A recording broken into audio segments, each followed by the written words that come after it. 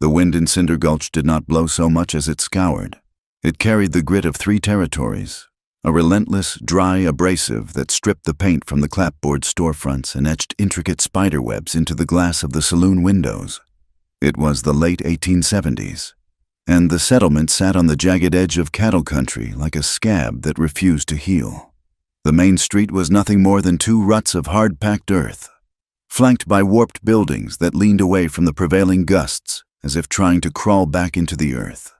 There was no church in Cinder Gulch, but there was a saloon that never quite slept, a place where the lanterns burned low and the whiskey burned hot, offering the only solace available in a land that seemed determined to kill anything that tried to take root.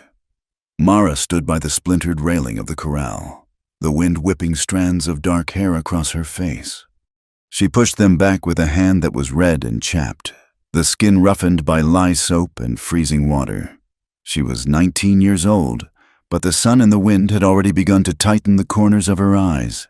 She wore a dress of faded calico that had been mended so many times the patches were more structural than the original fabric. Her boots were men's boots, stuffed with rags to make them fit, the leather cracked and gray with dust. She picked up the heavy wooden bucket at her feet. It was half full of brown, sluggish water she had drawn from the creek a mile away. The well having gone dry 3 weeks past, her back ached with a dull, thumping rhythm. A companion she had known since she was 12. Inside the corral, the family's last cow, a bony roan with a clouded eye, lowed softly. The animal was sick, its ribs pushing against its hide like the staves of a barrel. "Drink," Mara whispered, hefting the bucket over the rail. The cow dipped its muzzle, drinking slowly. Mara watched, her chest tight. This animal was the difference between a winter with milk and butter or a winter of dry biscuits and lard. She looked toward the small, sod-roofed house that sat 50 yards away. The chimney was cold. Her father, Elias, had not chopped wood before he left. He had not mended the fence where the coyotes had dug under. He had not looked at the sky to see the storm clouds gathering over the peaks to the north. He had simply gone to town. Mara gripped the rail, her knuckles white. She remembered a time when Elias had been different. She remembered him lifting her onto his shoulders to see a parade in St. Louis, his laugh booming like thunder. She remembered him pointing to this valley and calling it the Garden of Eden. But the years of drought, the locusts of '74, and the fever that took her mother had hollowed him out. The hope had leaked out of him, replaced by a bitter, fermented anger that he nursed with cheap liquor. He cursed the land now. He cursed the government. He cursed the grave behind the house. And sometimes, when the whiskey was deep in his blood, he looked at Mara with a gaze that blamed her simply for surviving when everything else had died. She turned back to the work. There was no one else to do it. The air inside the dusty saloon was thick with tobacco smoke and the sour reek of unwashed bodies and spilled beer. It was a dark, cavernous space where men hid from the blinding glare of the sun. Elias sat at a corner table, his shoulders hunched, staring into the bottom of an empty glass. He was a man who had begun to shrink inside his own clothes. His coat hung loose, and his beard was a tangled thicket of gray and brown, stained with tobacco juice. He turned the glass over. Not a drop remained. He felt the familiar clawing in his gut, the desperate, trembling need that overrode pride and sense. He stood up, swaying slightly, and made his way to the bar. The floorboards creaked under his boots. "Bartender," he rasped, his voice sounding like dry leaves dragging on stone. "Put another on my slate. The barkeep," a man with forearms the size of cured hams, did not look up from the glass he was ragging. "Your slate is full. Elias, it has been full since last month." Elias gripped the edge of the bar. "I am good for it. The calf. The roan is dropping a calf soon. I will bring it in." "You have promised that calf to the blacksmith in the dry goods store," the barkeep said flatly. "No more credit." A heavy silence fell over the nearby drinkers. Then, a voice cut through the gloom, smooth and dangerous as oil on a whetstone. "Let the man have a drink." "Silas." Elias turned. Sitting at a poker table in the center of the room was Harlan Pike. Harlan was everything Elias was not. He was clean-shaven, his skin glowing with the health of a man who ate beef every night. He wore a suit of dark wool, a silk vest, and a hat that cost more than Elias's farm was worth in a good year. Harlan was a cattle buyer, a land speculator, a man who bought desperate people's dreams for pennies on the dollar and sold them for gold. Harlan smiled, revealing teeth that were white and even. In fact, bring the bottle. I will sit with my friend Elias. Elias felt a rush of pathetic gratitude mixed with shame. He stumbled over to Harlan's table and sat down. Harlan poured 2 fingers of amber liquid into a glass and pushed it across the green felt. Elias seized it, his hands shaking so badly he had to use both to lift it to his lips. He drank it in one gasp, the fire searing his throat and settling in his stomach with a warm, numbing weight. "Thank you, Mr. Pike," Elias mumbled, wiping his mouth with the back of his hand. Harlan leaned back, his eyes cold and predatory, like a hawk watching a field mouse. "We have business to discuss. Elias, the matter of your debt to me." Elias flinched. The warmth in his belly turned to ice. "I know, Harlan, I know. The winter was hard. The feed costs." "You owe me $300, Harlan said softly. It was a fortune. It was an impossible sum. "I just need time," Elias pleaded. "Time is money," Harlan said. He drummed his fingers on the table. "You have nothing left to sell. Elias, your land is mortgaged to the bank. Your cattle are skin and bone. You are a man with nothing to trade." Elias stared at the table, the shame burning his cheeks. He reached for the bottle, but Harlan's hand shot out and covered it. "Not yet," Harlan said. "We are negotiating." "What do you want?" Elias whispered. "I have nothing." Harlan looked around the room. He saw the other men watching, cowhands, drifters, broken farmers. He enjoyed an audience. He enjoyed seeing how low a man would crawl. He leaned in close, the smell of bay rum and expensive cigars wafting from him. "You have a daughter?" Elias blinked, his sodden brain trying to make sense of the words. "Mara? She is a strong girl," Harlan said, his voice carrying clearly through the sudden quiet of the room. "Young, hard-working. I have need of a housekeeper out at the Canyon Ranch. Someone to cook, clean, mend clothes, a woman's touch. She is all I have to run the place," Elias stammered. "The place is dead." "Elias," Harlan said, "and so are you. If you do not pay me." Harlan swirled his drink. "Tell you what, a joke, really, a wager between friends. You give me the girl to work off your debt, and I will wipe the slate clean. $300, gone, and I will give you this bottle to take home. Also, $20 credit at the bar." Elias looked at the bottle. He looked at Harlan's smiling face. He heard a ripple of laughter from the men at the bar. It was a nervous, cruel sound. They were laughing at the absurdity of it. A daughter for a bar tab, a human being for a debt.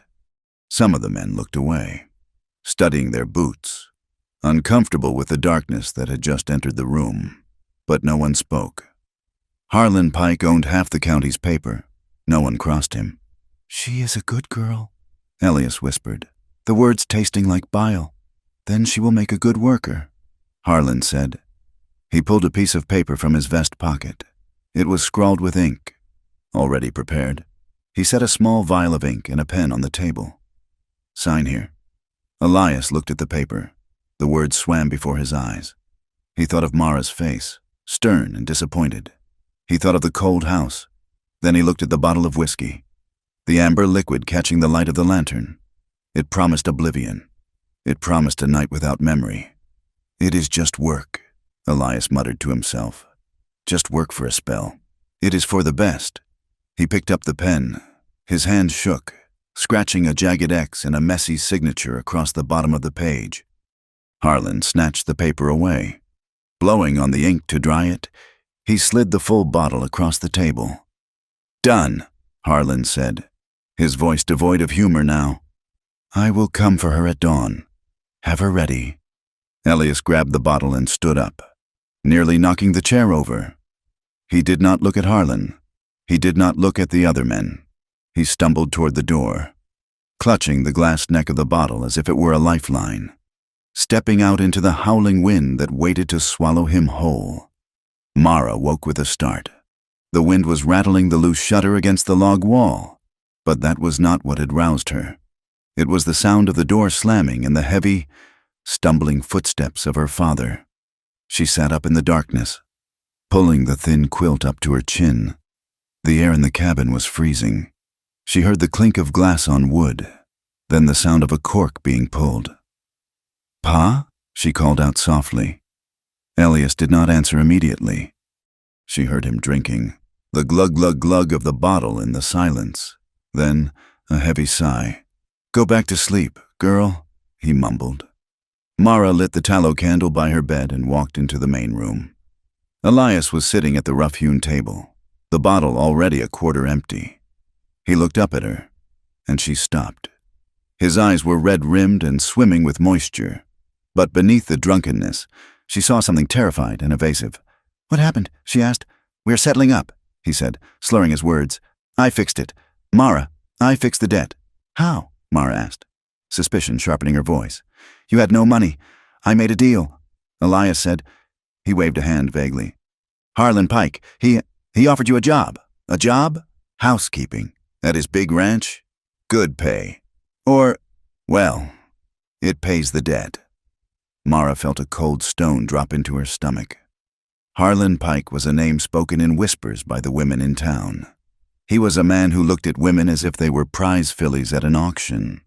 "I am not working for Harlan Pike," she said firmly. "We will find another way. I will sell the quilt. I will take in washing in town." "It is done," Elias shouted, slamming his hand on the table.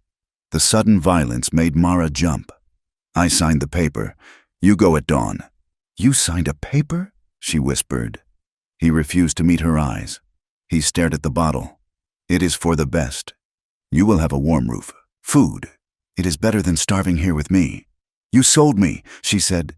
The realization hit her with the force of a physical blow. "You sold me for your tab. It ain't like that," Elias cried, his voice cracking. "It is work, just work." Mara looked at the bottle in his hand. She saw the fresh level of the liquid. She saw the defeat in his posture. She realized then that her father had died a long time ago. This thing sitting before her was just a husk filled with spirits and shame. "I will not go," she said, her voice trembling. "You have to," Elias whispered, collapsing over the table, burying his face in his arms. "He will take the land. He will take everything. I had no choice." Mara stood there for a long time, watching the candle gutter. The wind howled outside, sounding like a chorus of screaming voices. She did not sleep again. She sat on the edge of her bed, fully dressed, her boots laced tight, waiting for the sun to bring the end of her life. Dawn arrived, not with golden light, but as a bruising of purple and gray on the eastern horizon. The air was frigid, the ground covered in a layer of frost that looked like ash. Mara heard the jingle of harness and the creak of wagon wheels long before she saw them. She walked out onto the porch, her shawl wrapped tight around her shoulders. Elias remained inside. He was awake. She could hear him pacing, but he was too cowardly to come out. A buckboard wagon pulled by two stout bays pulled up to the gate. Harlan Pike sat on the bench seat, wrapped in a buffalo hide coat, looking regal and cruel. Beside the wagon rode two men on horseback. One was a bearded man with a scar across his nose. The other was younger, a cowboy with a dark hat pulled low. Harlan smiled as he saw her. He did not step down. "Ready to go, my dear?" he called out. "I am not going anywhere with you," Mara said, her voice thin in the vast icy air. Harlan chuckled. He reached into his coat and pulled out a folded paper. "Your father says otherwise. This is a legal contract. Services in exchange for debt. You can come willing, or you can come bound. It makes no difference to the horses." Mara looked back at the house. "Pa!" she screamed. "Pa, do not let him do this!" The door remained shut. The silence from the cabin was louder than the wind. Harlan nodded to the men. "Put her in the wagon." The bearded man dismounted, grinning, but the younger cowboy, the one with the dark hat, hesitated. He looked at the house, then at Mara. He had tired eyes, the color of wet slate. He looked like a man who had seen too much and said too little. He did not move. "Wyatt," Harlan barked. "Get down there." The young cowboy, Wyatt, swung his leg over the saddle and dropped to the ground. He did not look at Harlan. He walked toward the porch, his spurs chiming softly in the dirt. He stopped at the bottom of the steps and looked up at Mara. Up close, she saw the conflict in his face. His jaw was tight, a muscle jumping in his cheek. He did not grab her. He just stood there, blocking her path. "Please," Mara whispered to him. "Ma'am," he said, his voice low and rough like gravel. "Do not make them drag you. It will only go worse." Mara looked at his eyes. There was no malice there, only a resigned weariness. He was a man following orders he hated, but following them nonetheless. The bearded man came up behind her, grabbing her arm with a grip like iron pincers. "Come on, little filly." Mara spun, trying to wrench free. "I am not yours." She kicked at the bearded man, landing a blow on his shin. He cursed and raised a hand to strike her, but Wyatt stepped in, catching the man's wrist. "Easy." Focused, Wyatt said. "Just get her in the wagon. No need to mark her." Harlan watched from the seat, amused. Mara was strong, but she was no match for two men. They half walked, half carried her to the wagon. She fought every step, digging her heels into the frozen dirt, leaving 2 long furrows in the earth of her home. They hoisted her into the back, where she fell onto a pile of scratchy wool blankets. Harlan snapped the reins. The wagon lurched forward. Mara scrambled to her knees, gripping the tailgate. She watched the cabin retreat. The door finally opened, and Elias stepped out onto the porch. He was small and gray against the vast emptiness of the prairie. He held the bottle in one hand. He watched the wagon go. Then he raised the bottle to his lips. Something inside Mara fractured. It was a clean, sharp break, like a bone snapping. The grief that had been welling up in her throat instantly crystallized into something harder, colder. It was rage, pure, white-hot rage. "I will never forgive you," she said to the wind, her voice flat and deadly. "I will never forgive you, and I will never come back." The wagon rattled on, cresting the ridge. The cabin, the corral, and the broken man disappeared from view. Mara sat in the back, shivering not from the cold, but from the heat of the hate burning in her chest. The journey took all day. They moved away from the settlement, heading deep into the Badlands where the rock formations rose like twisted fingers from the earth. The country here was desolate, a maze of canyons and dry washes. Harlan Pike was in high spirits. He talked incessantly over his shoulder, his voice carrying back to where Mara sat huddled. He told crude jokes about women he had known in Abilene and Dodge City. He spoke of Mara's duties, his tone shifting from professional to insinuating. "You have good hands," he said, glancing back. "Strong. I like a woman with strong hands. You will scrub the floors first, then we will see about other tasks. A man gets lonely out here. A man needs comfort." Mara said nothing. She stared at the horizon, memorizing the shape of the hills, the position of the sun. She was not going to that ranch. She knew with a terrifying certainty that if she entered Harlan Pike's house, she would never leave it as herself. She would be broken, just as her father had been broken. Wyatt rode behind the wagon, trailing in the dust. Every time Mara looked up, she found him watching her. He did not leer like the bearded man. He watched her with a heavy, brooding intensity. When their eyes met, he would look away, pulling his hat brim lower. The sun began to dip, painting the sky in violent shades of orange and blood red. Harlan pulled the wagon into a small depression near a cluster of cottonwood trees. A dry creek bed ran through the center of the camp. "We camp here," Harlan announced. "Too dark to navigate the canyon trail." The men set about making a fire. The bearded man watered the horses. Wyatt gathered wood, moving with a quiet efficiency. Mara sat by the wagon wheel, refusing to move until Harlan grabbed her shoulder. "Get up," he said. "Cook us supper." Mara stood, shaking his hand off.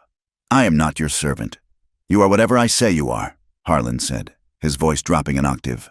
"You best learn that lesson quick. Girl," she cooked beans and salt pork over the fire, the smoke stinging her eyes. She ate nothing. The men ate greedily. Harlan produced a silver flask and passed it to the bearded man. He offered it to Wyatt, but the young cowboy shook his head. "I will take the first watch," Wyatt said, standing up. He walked out of the circle of firelight into the darkness. The night settled in, heavy and suffocating. The bearded man rolled into his blankets and was snoring within minutes. Harlan sat by the fire, watching Mara. She had retreated to the far side of the wagon, wrapping herself in her shawl.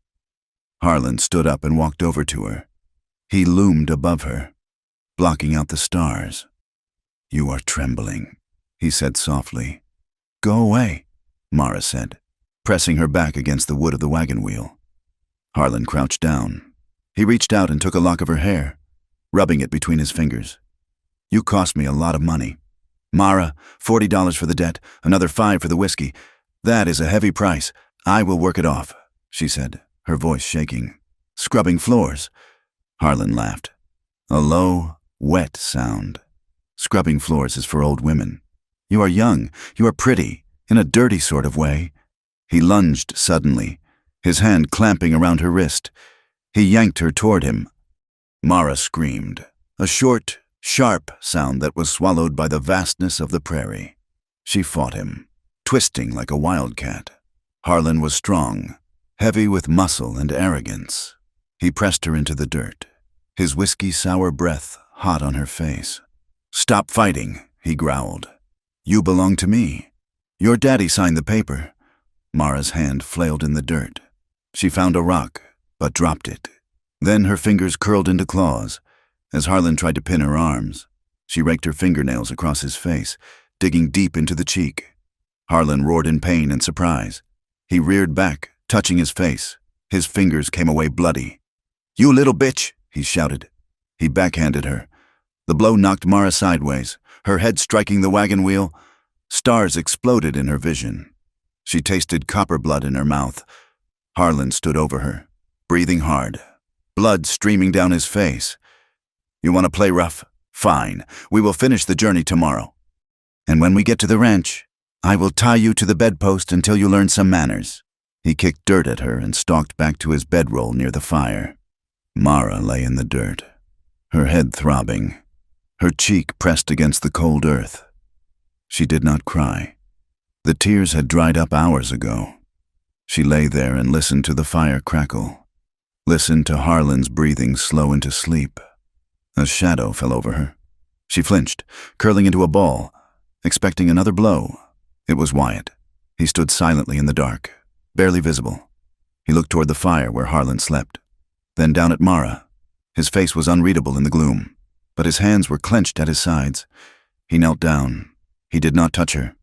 He placed 3 items on the ground near her head: a canteen, a burlap sack containing dried beef jerky and biscuits, and a hunting knife with a bone handle.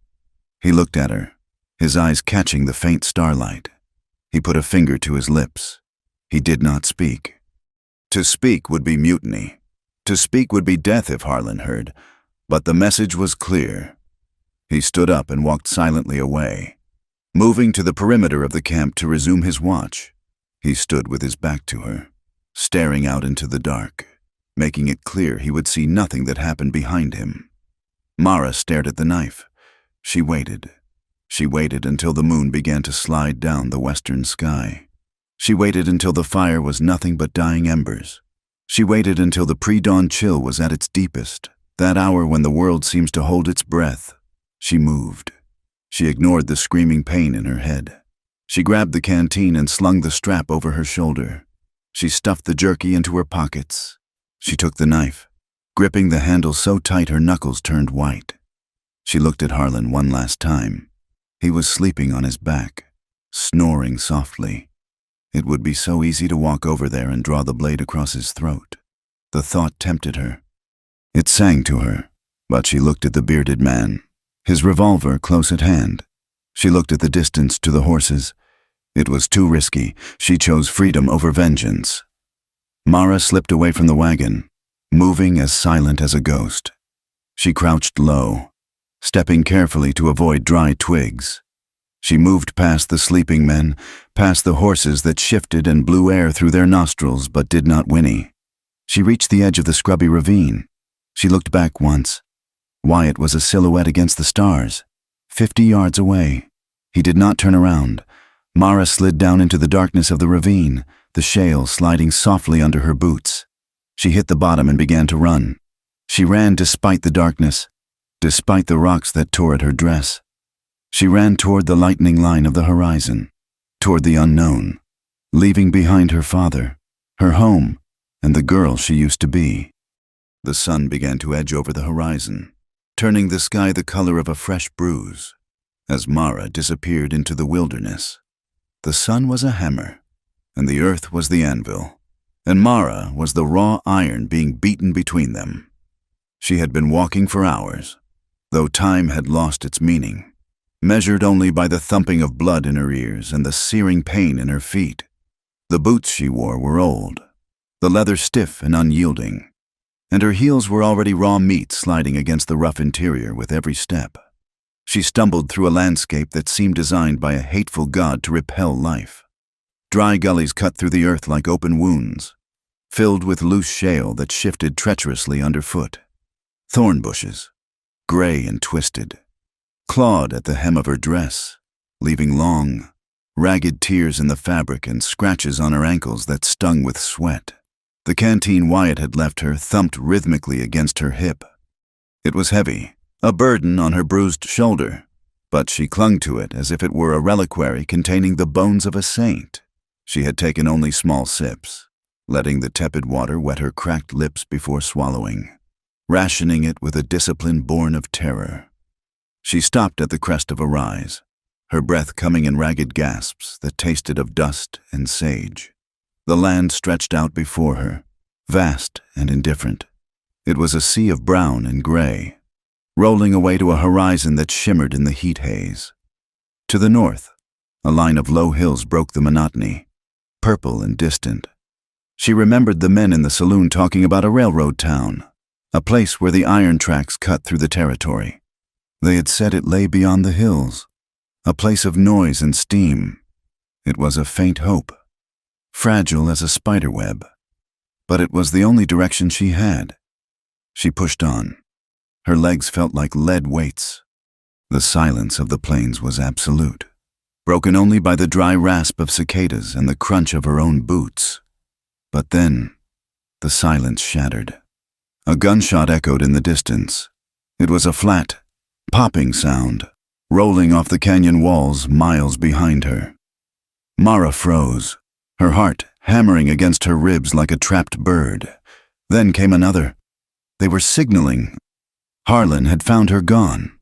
She scrambled down into a dry wash, pressing herself into the shadow of a limestone overhang. She clutched the bone-handled knife Wyatt had left her, her fingers white around the hilt. She was shaking, a fine tremor that started in her core and rattled her teeth. She squeezed her eyes shut, imagining Harlan's face, the purple bruise of the scratch she had left on his cheek, the cold promise of violence in his eyes. 2 miles back, Wyatt sat atop his horse, watching the ground. The search party consisted of Harlan, the bearded foreman named Dutch, and 2 other hands hired for their ability to shoot straight and ask no questions. They had found the spot where she had slept, or rather, where she had waited. They had found the tracks leading into the ravine. She went south, Dutch said, spitting a stream of tobacco juice onto a flat rock. See here? Broken sagebrush. Boot print. Wyatt guided his horse closer, obscuring the clear print of a small boot heel with the hoof of his gelding. He leaned down, pretending to study the ground. That is an old track. Dutch, Wyatt said, his voice flat and unconcerned. Look at the edges. Wind has already blown dust into it. Must be from a drifted calf or a straggler from last week. Dutch frowned, squinting at the ground. Looks fresh to me. Wyatt pointed toward the ridge to the west, away from the low hills Mara was aiming for. Look at the birds circling over that ridge. Something spooked them. And the wind carries sound. If I was running, I would head for the broken country in the west, where the rocks hide a trail. She is a ranch girl. She knows not to walk in the open. Harlan Pike rode up, his face a mask of thunder. The scratch on his cheek was angry and red, crusted with dried blood. He looked like a man whose property had not only been stolen but had insulted him in the process. "Which way?" "Wyatt," Harlan demanded. Wyatt met Harlan's eyes. He felt a coil of sickness in his gut, a mix of fear and self-loathing that he had worked for this man for 5 years, but he kept his face still. "The west," he lied. "The ground is harder there." She would try to hide her sign. Harlan looked west, then south. He was a predator, but he was not a tracker. He relied on men like Wyatt. "Check the west ridge." Harlan barked at Dutch.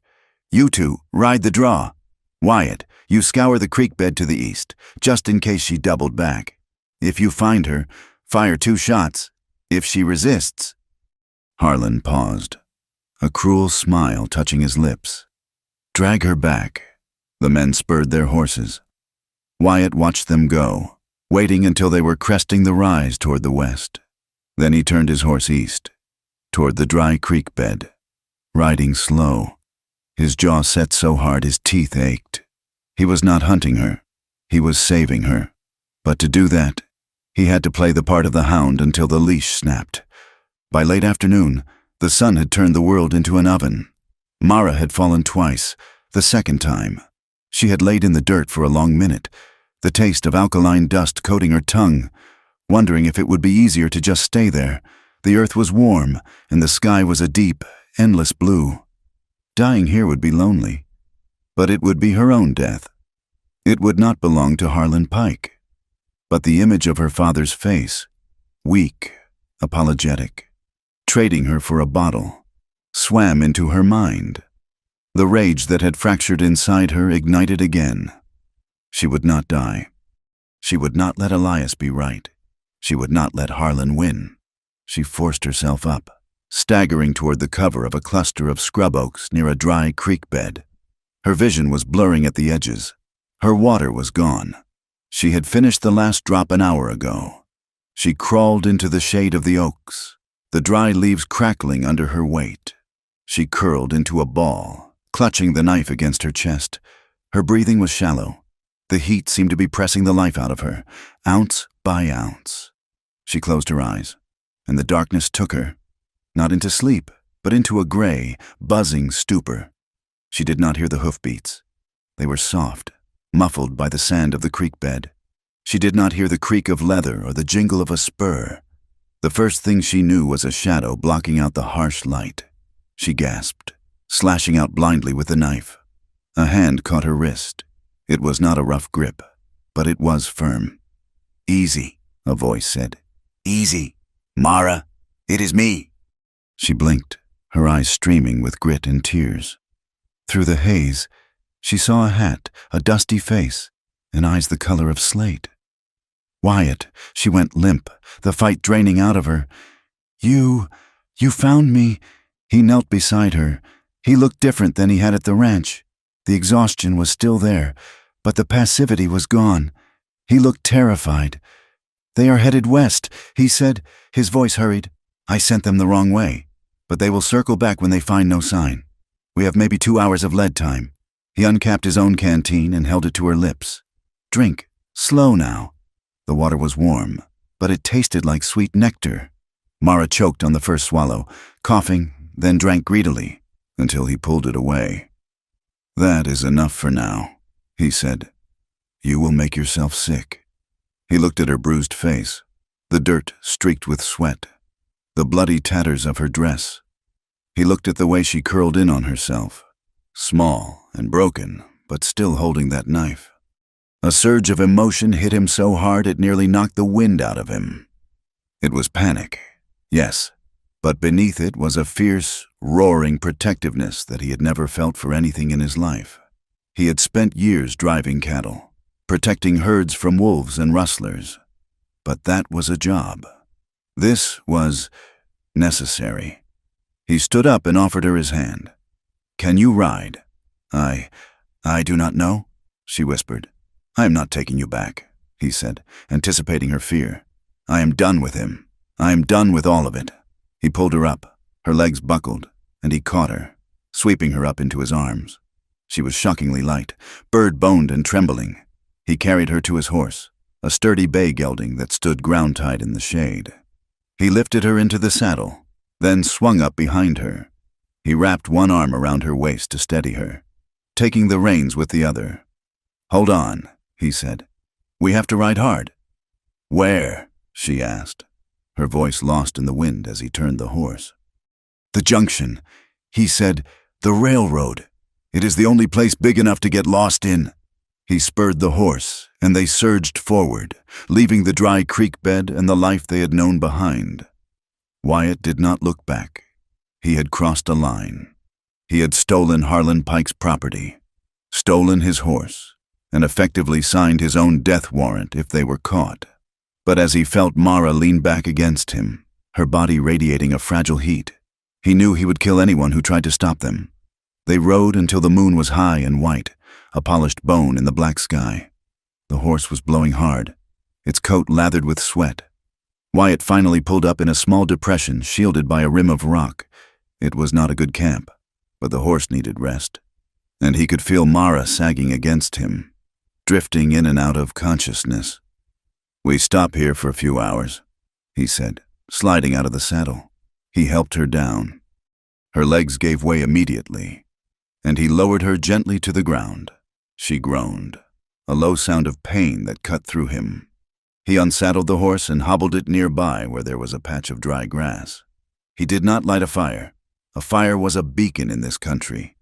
He spread his bedroll on the ground, a canvas tarp and a wool blanket. It was narrow, meant for one man. "Come here," he said gently. "You need to keep warm. The desert freezes at night." Mara crawled onto the blanket.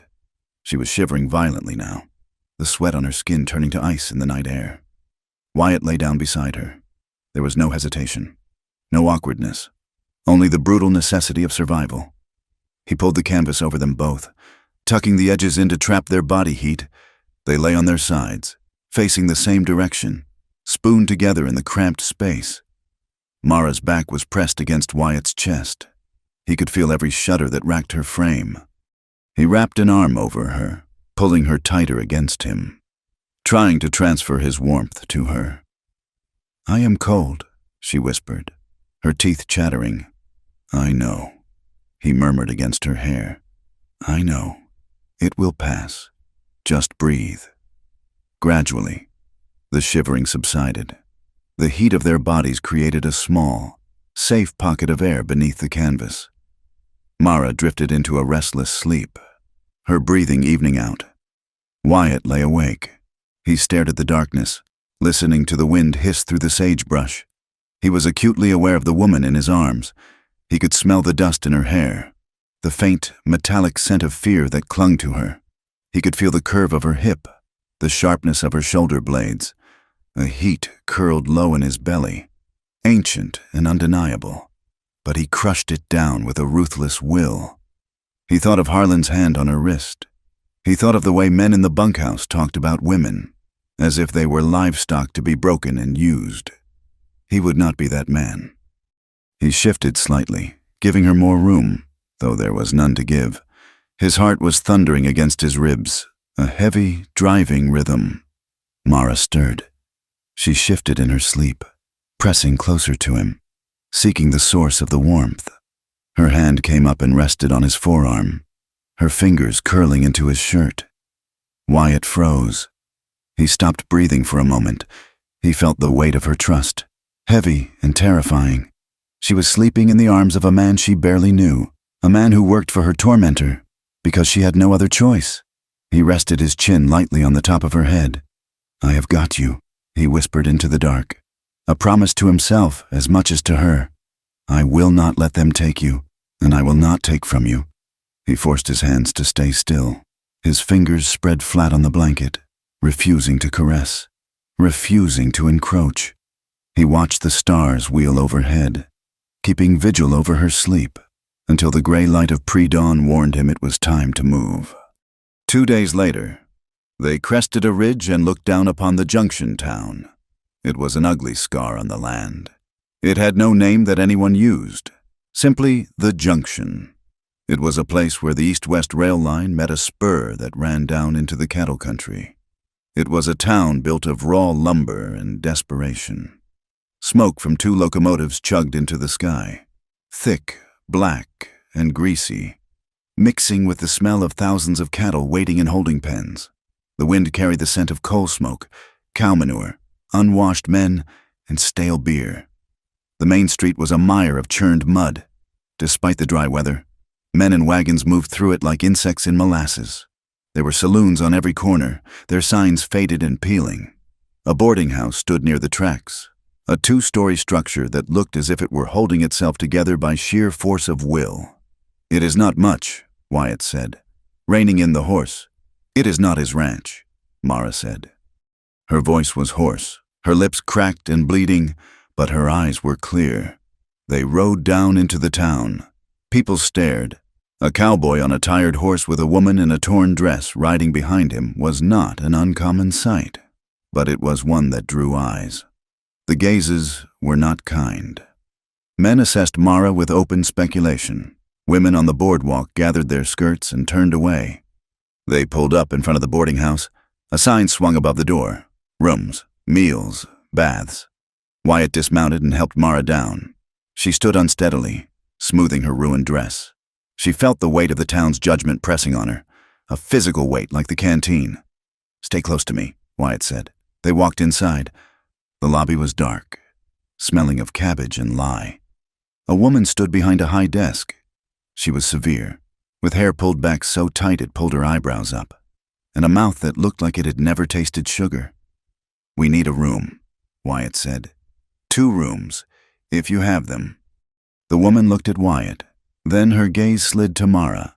She took in the bruised cheek, the men's boots, the filthy dress. Her lip curled. "We run a respectable house," the woman said. "We do not rent to soiled doves." Mara flinched. The insult was sharp and practiced. "She is not a whore," Wyatt said, his voice dropping to that dangerous, gravelly timbre. "She is my sister. We have been traveling from the territories. We were set upon by bandits." The lie was thin, and the woman knew it. She looked at Wyatt's gun belt, tied low on his thigh. She looked at the coin he placed on the counter. It was a silver dollar, more than the room was worth. Greed warred with propriety in her eyes. Greed won. "1 room," the woman snapped. "The attic, $2 a week, in advance. No guests, no noise. And she gestured at Mara, "uses the back stairs. I do not want her frightening the paying guests." Wyatt's jaw tightened, but Mara touched his arm. "It is fine," she whispered. "Take it." Wyatt pushed another dollar across the counter. The weeks that followed were a grinding blur of labor. The town did not welcome them. It tolerated them. Wyatt found work quickly. He was a good hand, quiet and capable. He signed on with a rancher named Grady, who ran a spread 10 miles out of town.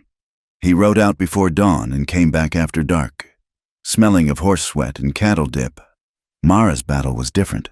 She had no skills that the town valued. Other than the strength of her back, the landlady, Mrs. Gable, allowed her to work off part of the rent by cleaning. Mara scrubbed floors until her knees were bruised blue. She washed linens in boiling vats of water, her hands turning red and raw, the skin peeling away in strips. She hauled wood for the stove and emptied chamber pots that smelled of sickness and whiskey. She learned to walk with her head down. The other boarders, railroad men, clerks, traveling salesmen, whispered when she passed, "That is the one," they would say. "Runaway. Heard she belonged to a cattleman down south." Trouble follows a girl like that. The women were worse. They pulled their children close when Mara walked by, as if her misfortune was a contagion. Trash, their eyes said. Used goods. Mara bore it. She bore it because she was free. Every time she emptied a pot or scrubbed a stain, she repeated it to herself. "I am not owned. I am not owned." Late one evening, 6 weeks after they had arrived, the boarding house was quiet. Outside, the rain was falling, turning the street into a river of sludge. Mara was in the kitchen, sitting at a small table in the corner, peeling potatoes for the next day's stew. The fire in the stove had burned down to embers. The back door opened, and Wyatt stepped in. He was soaked, water dripping from the brim of his hat. He looked exhausted, his eyes shadowed, his shoulders slumped. He hung his hat on a peg and walked to the stove, warming his hands. "There is stew left," Mara said softly, "and coffee." Wyatt turned. He looked at her, really looked at her. She was thin. Her dress was still the same mended calico, and her hands were rougher than a man's, but the bruise on her cheek had faded, and there was a steel in her spine that had not been there before. "Thank you," he said. He sat across from her. She pushed a bowl toward him and a tin cup of coffee. He ate hungrily, tearing off chunks of bread to wipe the bowl clean. They ate in silence, the rain drumming on the roof. It was a companionable silence, forged in the crucible of their escape. "How was the herd?" Mara asked eventually. "Skittish," Wyatt said. "The storm has them bunched up in the canyon. We lost a calf to a cougar. I'm sorry," she said. Wyatt shrugged. "It happens. It is honest work." He looked at her hands, busy with the knife and the potato. "How is Mrs. Gable today?" "She is herself," Mara said, a small, wry smile touching her lips. "She thinks I use too much soap. She says cleanliness is next to godliness. But soap costs a nickel a bar." Wyatt chuckled. It was a rusty sound, as if he hadn't used it in years. They fell silent again. The candle between them flickered. Mara put down the knife. "Wyatt," she said. He looked up. "Yeah, I never said it properly. Thank you." He frowned, looking down at his coffee. "You do not have to thank me." "I do," she insisted. "You could have left me. You could have let him take me back. You gave up your job. You gave up your life there. Why?" Wyatt turned the tin cup in his hands. He traced the rim with his thumb. "I watched him take you," he said quietly. "I watched your father sign that paper, and I felt sick. I have done a lot of things I am not proud of. Mara, I have looked the other way plenty of times, but when I saw you in that wagon, looking back at that house," he looked up, meeting her eyes. His gaze was intense, stripping away the layers of pretense. "I just couldn't be another man who did nothing," he said. Mara felt a lump in her throat. She reached for her own cup of coffee at the same moment Wyatt reached for the pot to refill his. Their hands met. His fingers, calloused and rough, brushed against hers, which were red and chapped. Mara froze. A shock went through her, sharp and sudden as static electricity. It wasn't just the touch. It was the heat. It was the sudden, overwhelming awareness of him as a man, not just a savior. She looked at his hand covering hers. She did not pull away. She felt a pull in her chest, a strange, terrifying gravity. It scared her. She had learned that men were dangerous, that they took what they wanted, but this man, his hand was shaking slightly. She looked up at his face. Wyatt was staring at their hands. His breath caught in his throat. He looked at her, and the tired slate of his eyes seemed to crack, revealing a burning, desperate hunger underneath. But he did not grab. He did not squeeze. He waited. Mara felt the fear, the ghost of Harlan's grip. But beneath it, she felt something else, a steadying warmth, a recognition. She slowly turned her hand over, interlacing her fingers with his for just a second. It was a tentative, fragile gesture. Then she pulled back, her heart hammering. I should finish the potatoes?" she whispered, her voice trembling. Wyatt pulled his hand back as if he had been burned. He cleared his throat, looking away toward the stove. "Yeah," he said, his voice rough. "Yeah, I should. I have to check the horses." He stood up abruptly, grabbing his hat. He walked to the door, pausing with his hand on the latch. "Good night, Mara. Good night, Wyatt." He went out into the rain. Mara sat alone in the kitchen, staring at her hand, feeling the ghost of his touch tingling on her skin. She felt terrified. She felt alive. And for the first time since she left the cabin, she felt something that wasn't anger. It was hope, and it was the most dangerous thing of all. Time did not pass in the junction so much as it eroded. wearing down the days like water grinding against stone. 2 years slipped by, marked not by calendars but by the brutal rotation of the seasons. The summers were a white-hot anvil, the sun hammering the earth until the mud turned to brick and the air shimmered with heat haze that distorted the horizon. Dust storms rolled in from the plains, towering walls of brown grit that swallowed the town whole, seeping through window cracks and coating every surface in a fine, silty powder that tasted of copper and ancient earth. Then came the winters, sweeping down from the northern peaks with knives in their fists. The wind screamed through the gaps in the boarding house walls, freezing the water in the wash basins and turning the cattle in the holding pens into huddled, shivering mounds of misery. Mara survived. She did more than survive. She hardened. The girl who had been dragged screaming from her father's cabin had vanished, replaced by a woman forged in the fires of labor and silence. Her body, once soft with youth, was now lean and roped with muscle.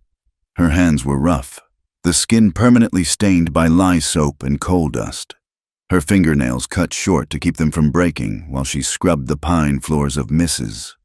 Gable's boarding house. She took in mending on the side, sitting by the dying light of the kitchen stove late into the night, stitching tears in cowboys' shirts and darning woolen socks until her eyes burned. She learned to walk through the town with a gaze that looked at everything and saw nothing. She carried herself with a quiet defiance, a stiffness in her spine that acted as a shield. When she walked down the boardwalk to the general store to buy thread or flour, she moved with a purpose that discouraged idle conversation. She wore her hair pulled back severe and tight, hiding her face as much as possible. But she could not hide who she was, or rather, who the town decided she was. The junction was a place of transience, but it had a long memory for scandal. The story of her arrival, riding behind Wyatt, bruised and bedraggled, had mutated and festered in the saloons and sewing circles.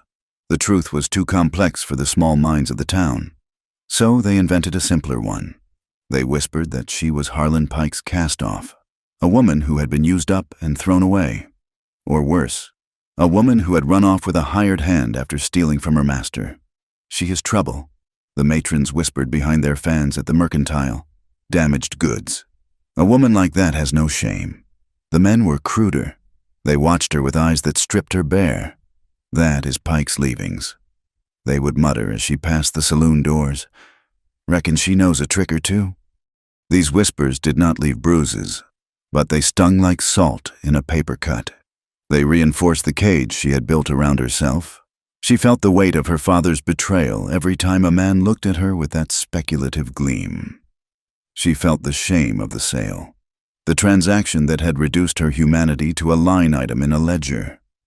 Wyatt heard the whispers too.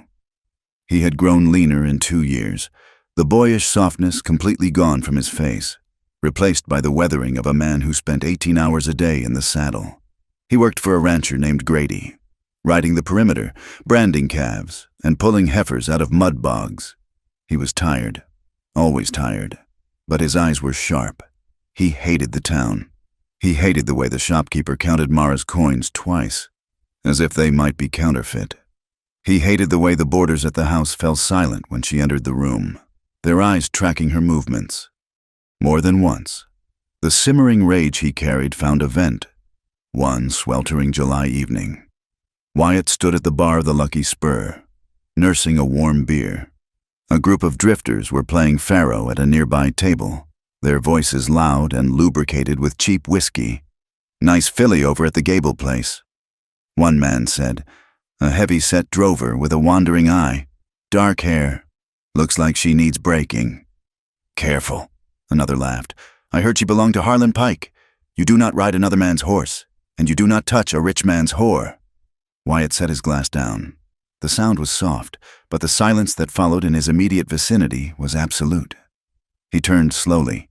"You have something to say?" Wyatt asked, his voice low and level, like a calm river running over deep, dangerous holes. The drover looked up, blinking. "Just talk. Friend. No offense meant. Keep her name out of your mouth," Wyatt said. The drover sneered, emboldened by the whiskey. "Or what?" She is public property, ain't she? Everyone knows she was traded for—" The sentence ended in a wet crunch. Wyatt moved with the sudden violence of a rattlesnake strike. His fist connected with the man's mouth, sending him tipping backward in his chair, crashing into the table behind him. Cards and poker chips scattered across the floor. The drover scrambled up, spitting blood, reaching for the knife at his belt. Wyatt stepped inside the man's guard, driving a knee into his stomach and bringing a heavy fist down on the back of his neck. The man hit the floor and stayed there. Wyatt stood over him, breathing hard, his knuckles split and bleeding. He looked around the room, challenging anyone else to speak. "She is not public property," Wyatt snarled. "And she is not a whore."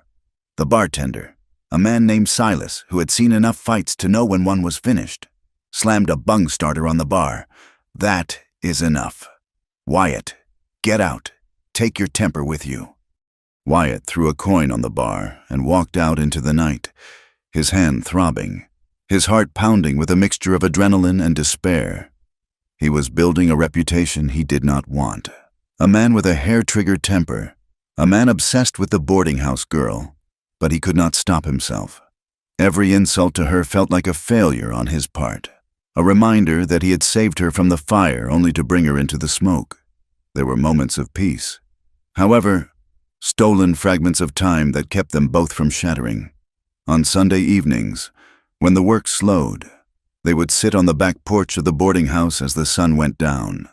The air would turn blue and purple, and the heat would lift from the ground in shimmering waves. Or they would walk down to the river, a muddy ribbon of water lined with cottonwoods that offered the only real shade for miles. It was here, away from the prying eyes of the town, that they dared to speak of the future. "I saw a parcel of land today," Wyatt said one evening, skipping a flat stone across the slow-moving water. "Up north, near the basin. Good grass, water rights." Mara sat on a fallen log, her hands resting in her lap. "How much?" "Too much," Wyatt admitted, "but not impossible. If I save for another 3 years, maybe. 3 years is a long time," Mara said softly. "It is." Wyatt agreed, "but it is something to aim for. A man needs something to aim for. I want to run my own herd. Mara, just 50 head, maybe 100. Cattle that carry my brand, not Grady's." Mara looked out at the water. "I want a house," she said. "Not a big one. Just a cabin with a solid roof, and a garden. A place where I can plant corn and it will not die. And a door with a lock that I hold the key to." "A lock," Wyatt repeated. He looked at her, understanding the weight of that word. "No one comes in unless you say so." "No one," she affirmed. She looked at him then. The setting sun caught the angles of his face, the scar on his chin, the way his dark hair curled over his collar. He was the only steady thing in her world, the only man who looked at her and saw Mara, not the debt, not the scandal. There was a rancher named Henderson, an older man with a sprawling operation on the edge of the territory. He had been watching Wyatt work for months, noting the young man's quiet competence and his way with horses. One Tuesday, Henderson rode up to where Wyatt was mending a fence line. He sat his horse easily, a man comfortable in his power. "You have got good hands, son," Henderson said. "I do my work," Wyatt replied, "tying off a piece of wire. I need a foreman for my north pasture." Henderson said, "It is rough country, heavy winters, but I need a man I can trust to manage the herd without me looking over his shoulder every day." Wyatt straightened up, wiping sweat from his forehead. "I have a job with Grady." "Grady pays you 30 a month in beans," Henderson said. "I will pay 40, and a percentage of the calf crop, if you do well. If the herd grows, I might be willing to lease you a section of that land in a few years. Let you run your own beef alongside mine." Wyatt felt a jolt in his chest. A lease, a percentage. It was the ladder out of the pit. He looked at Henderson. "Why me?" "Because I hear you are a man who stands his ground," Henderson said, "and a man who protects what he cares about. I like that in a foreman. Think on it."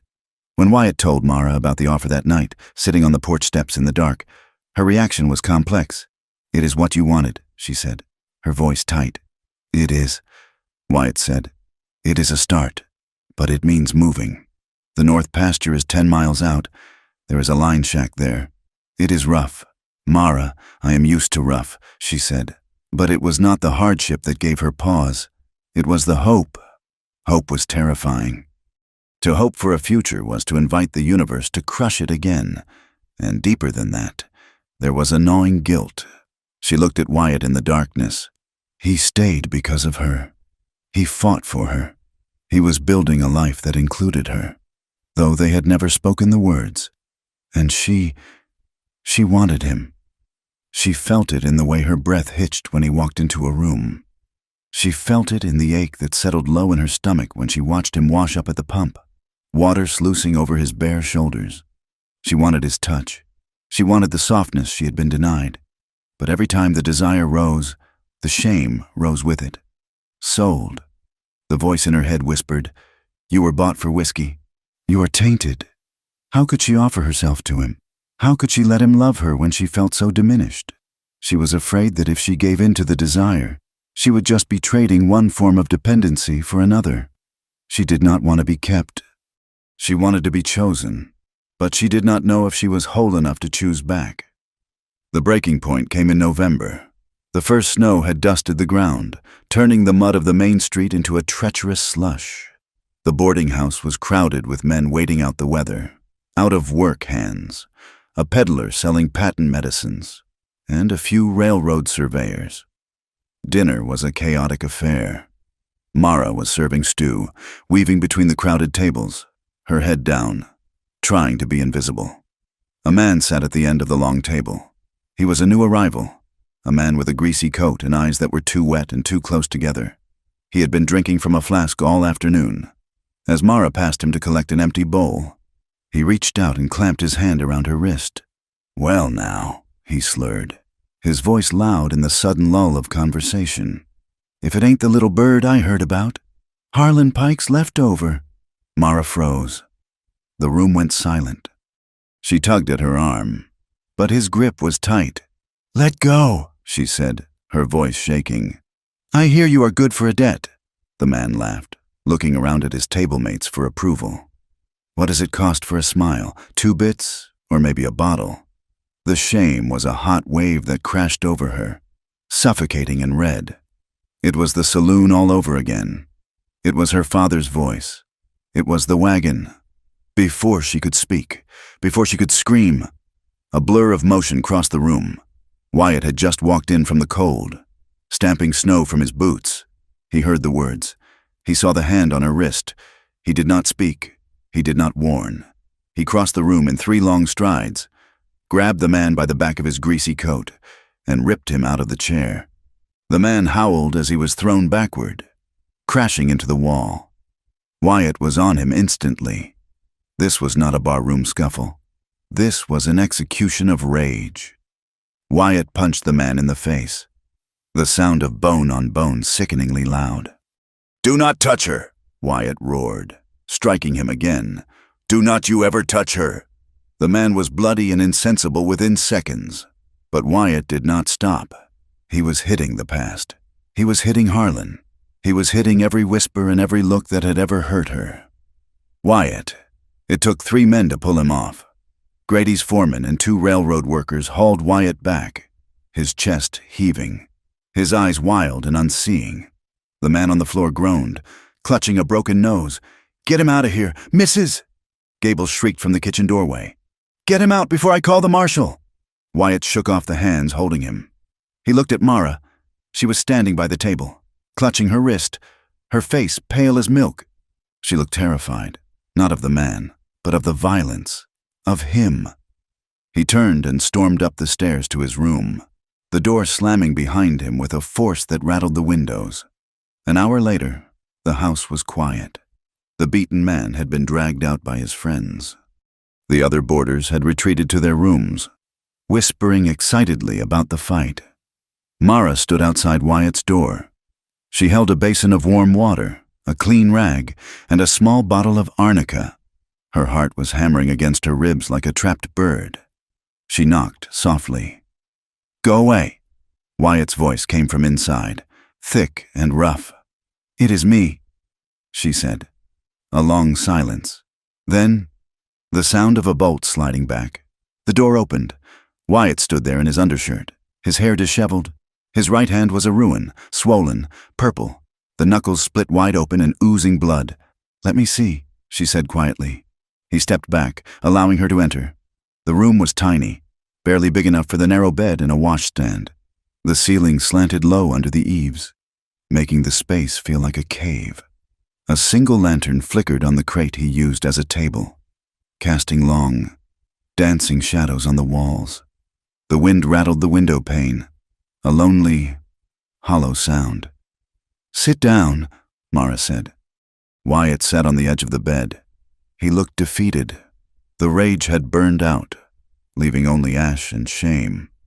Mara dipped the rag in the warm water. She took his hand in hers. It was heavy and hot. She began to gently clean the blood from his knuckles. "You should not have done that," she whispered. "He was drunk. He called you." Wyatt's voice cracked. He could not finish the sentence. "I know what he called me," Mara said. "Words are just wind. Wyatt." "They are not," he said, looking up at her. His eyes were dark, tortured. "They are poison. I could not stand it. Mara, I could not watch him put his hands on you." Mara paused, the rag hovering over his skin. She felt the tremor in his hand. She looked at his face, the hard jaw, the mouth that was usually so grim now softened by pain and worry. "Why?" she asked, her voice barely audible over the wind. "Why do you fight the whole world for me?" Wyatt swallowed. His throat worked. He looked at her hand holding his, the contrast of her pale fingers against his battered skin. "Because you are not what they say," he rasped. "Because you are the best thing in this God-forsaken world, and they treat you like dirt." He took a breath. The air in the small room suddenly charged, thick with the smell of arnica and rain and the musk of his skin. "I think about you, Mara, all the time, out in the range, when the wind is blowing. I think about you safe in here. I worry about you." He looked into her eyes, and the honesty there was terrifying. "I want more than this," he admitted, his voice dropping to a whisper. "I am tired of being your friend. I am tired of sleeping in this room alone, wishing I was holding you." Mara's breath hitched. Her first instinct was to pull away, the old fear rearing up, the fear of the trap, the fear of the debt. "He wants to own you," the fear whispered. But she looked at him. This was Wyatt. This was the man who had left water in the desert. The man who had slept beside her for weeks without touching her because he knew she was afraid. The man who had just bloodied his hands to defend her honor. He was not Harlan. The realization broke something open inside her chest, a dam bursting. The guilt, the shame, the fear, it all washed away for a singular moment, replaced by a desperate, aching need.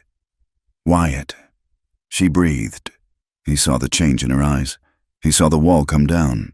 He reached out with his uninjured hand and cupped her face. His thumb brushed her cheekbone, rough but impossibly gentle.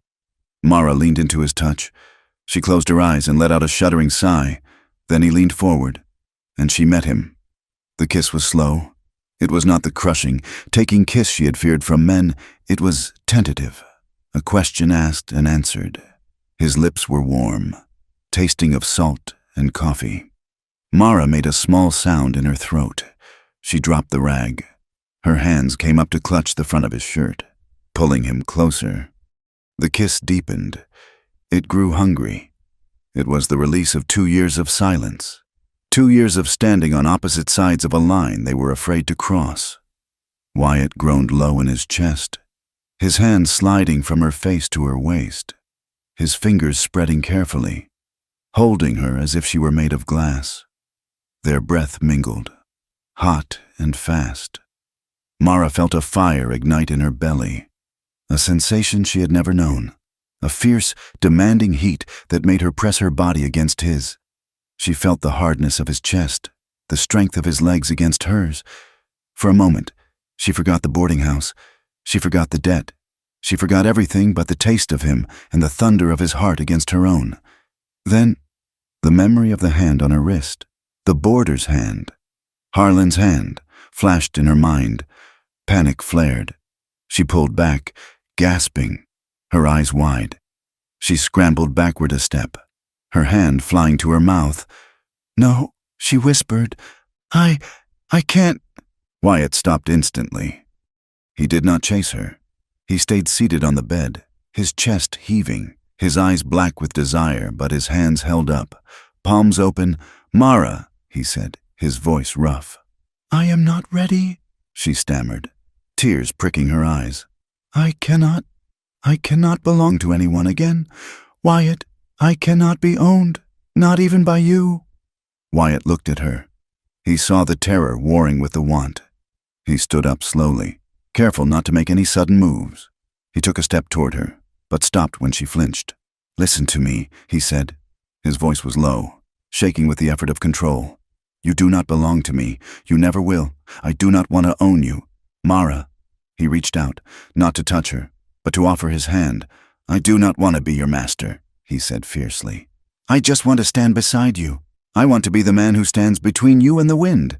That is all. If you will let me—" Mara looked at his hand. She looked at his face, stripped of all artifice. She saw the truth there. He was offering a partnership, not a collar. She let out a long, shaky breath. She did not take his hand. Not yet. She was not ready to cross that final distance. But the panic receded, leaving a trembling quiet in the room. "I believe you," she whispered. She stepped back toward the door.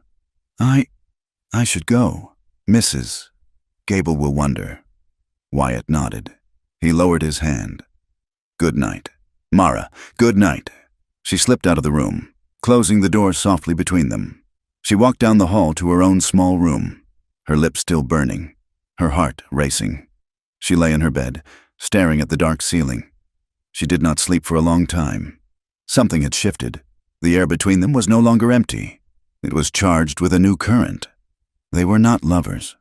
Not yet. She had drawn a line, and he had respected it. But as she touched her fingers to her lips, tracing the ghost of his kiss, she knew that the line was no longer a wall. It was a threshold, and for the first time in her life, she was standing on the edge of it, looking not at a cage, but at a horizon. Beneath the daily struggle of floor scrub and cattle dust, a deep, growing desire had taken root, and even the winter wind could not freeze it out. The wind on the high plains of the territory was different from the wind in the red rock canyons. Here, it was a constant, keening presence that stripped the moisture from the soil and tested the joints of every living thing. It was a place of thin, rocky earth and erratic rain, a landscape that seemed to resent the intrusion of the plow and the fence post, but it was theirs. 5 years had passed since Mara and Wyatt had ridden out of the junction town, leaving behind the boarding house and the whispers. They were in their mid-20s now, the softness of youth fully eroded by the grit of the frontier. They had leased a section of land outside of a small, unnamed settlement that was little more than a post office and a mercantile, miles from the railhead. It was a hard patch of ground, prone to early frosts and blistering summers. But the deed of lease held Wyatt's name, and the cabin that sat upon it was built with logs they had felled and notched together with their own hands. The cabin was not much to look at. The roof leaked when the spring thaws came, requiring buckets to be set out in a grim constellation across the floorboards. The wind whistled through chinking that needed constant repair, but inside, there was a cast-iron stove that threw out a fierce heat, a table scrubbed white with sand, and a single bed in the corner that had become the center of their world. They had never spoken a vow before a preacher. There had been no ring, no ceremony, no paper signed to satisfy the law or the neighbors. The transition from two people surviving together to two people living as one had been as gradual and inevitable as the turning of the seasons. It had started with the cold, a particularly brutal winter 3 years back when the firewood ran low and the temperature dropped until the nails in the walls popped with the frost. They had huddled together for warmth, fully clothed, back to chest. Then, the clothes had become fewer, the touches had become lingering, the need for warmth had transformed into a need for skin, for the reassurance of a heartbeat against a palm, for the silent language of breath and friction. Now, on a night deep in November, The wind was howling around the eaves, batting at the heavy wooden door. Inside, the fire was banked low. Mara lay awake, staring at the shadows dancing on the ceiling logs. Wyatt was asleep beside her, his arm thrown heavy and possessive over her waist. His breathing was a slow, steady rhythm that usually lulled her to sleep. But tonight, the darkness felt thick. She shifted, the corn shuck mattress rustling beneath her. Wyatt mumbled something unintelligible and pulled her closer, his face burying itself in the crook of her neck. His beard scratched her skin, a sensation that was rough and familiar and grounding. She placed her hand over his arm, feeling the solid muscle, the scars on his knuckles. This was their life. It was a hard life. They lost 3 calves last winter to a blizzard that buried the draws in 6 feet of snow. They had fought off a prairie fire that nearly took the barn in August. They worked from the moment the sky turned gray until it turned black again. But no one owned them. No one told Mara where to stand or what she was worth. Yet, sleep would not come. When she finally drifted off, the dream was waiting. It was always the same. The smell of stale whiskey and old sweat, the scratch of a pen on paper. Her father's face, not as it was when he was kind, but as it was in the saloon, yellow-eyed, weak, looking at the bottle instead of her. Then the scene would shift, and Harlan Pike would be there, looming over her, his hand clamping on her wrist, his voice smooth as oil, telling her that debts never truly died. "You are mine," the dream, Harlan whispered. "A sale is a sale." Mara woke with a gasp. Sitting bolt upright in the bed, her heart hammering against her ribs like a trapped bird. She was sweating despite the cold of the room. Wyatt was awake instantly. He did not ask what was wrong. He knew. He sat up and wrapped his arms around her from behind, pulling her back against his chest. "I am here," he murmured, his voice rough with sleep. "You are here. The door is barred." Mara trembled, her hands gripping his forearms until her nails dug in. "I could smell the whiskey," she whispered. "There is no whiskey here," Wyatt said firmly. "Only pine wood and sage. Breathe, Mara." He held her while she shook, rocking her slightly. He pressed a kiss to her temple, then to her shoulder. He was her anchor. He was the only thing that kept her from drifting back into that dark room in her memory. It was not the first time she had woken this way, and she knew it would not be the last. The past was a ghost that refused to be exorcised by distance or time. 2 days later, the ghost gained a voice. The afternoon was cold and bright, the sky a piercing blue that hurt the eyes. Wyatt was out in the south pasture, mending a break in the fence where a spooked herd of antelope had gone through. Mara was in the yard, chopping kindling for the stove, the axe rising and falling with a rhythmic thwack. She heard the horse before she saw it. She stopped, the axe resting on the chopping block, and wiped her brow with the back of her hand. A rider was approaching from the east road, a man hunched in a sheepskin coat on a roan gelding that looked ridden hard. Mara reached for the rifle she kept leaned against the porch rail. She did not aim it, but she held it across her body, a signal that she was not a woman to be trifled with. The rider slowed and raised a hand in greeting. He was an older man, his face a map of wrinkles and windburn, tobacco juice staining his white beard. "Afternoon, ma'am," he called out. "Just passing through to the high country. Wondered if I could water my horse at your trough." Mara looked him over. He looked tired, not dangerous. "The trough is full," she said, lowering the rifle slightly. "Help yourself. There is coffee on the stove if you have a mind for it." The man smiled, revealing gaps in his teeth. That would be a kindness. "Ma'am, name is Caleb." He watered his horse and followed Mara to the porch. She poured him a tin cup of black coffee. He blew on the steam, looking out over their modest spread. "You and your man have done good work here," Caleb said. "Hard ground. It yields if you push it," Mara said. Caleb nodded. "I just came up from the south, Pike's Basin. You know it?" Mara felt a sudden chill that had nothing to do with the wind. She kept her face impassive. "I have heard of it." Nasty business down there, Caleb said, taking a loud sip of coffee. Place is booming, though that man Pike, he owns the whole valley now. Bought out the smallholders, squeezed out the rest. He is running 5,000 head of cattle. Mara's fingers tightened on her own cup. 5,000? Aye, and he runs the town. 2. Got a mayor in his pocket and a sheriff on his payroll. Caleb shook his head, spitting a stream of tobacco juice into the dust. It is a sin. What is happening? I saw families packed into wagons, heading west because they could not pay the new taxes Pike pushed through. And the debts, Lord, the debts. What about the debts? Mara asked, her voice tight. Caleb looked at her, sensing the intensity in her question. Same old story. Ma'am, men drink away their hope at Pike's saloon, then sign away their land or their labor, and worse. Worse.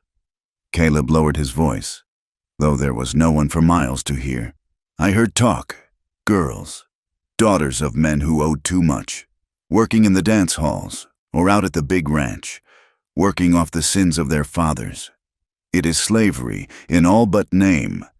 If you ask me. Mara felt the blood drain from her face. The world tilted on its axis.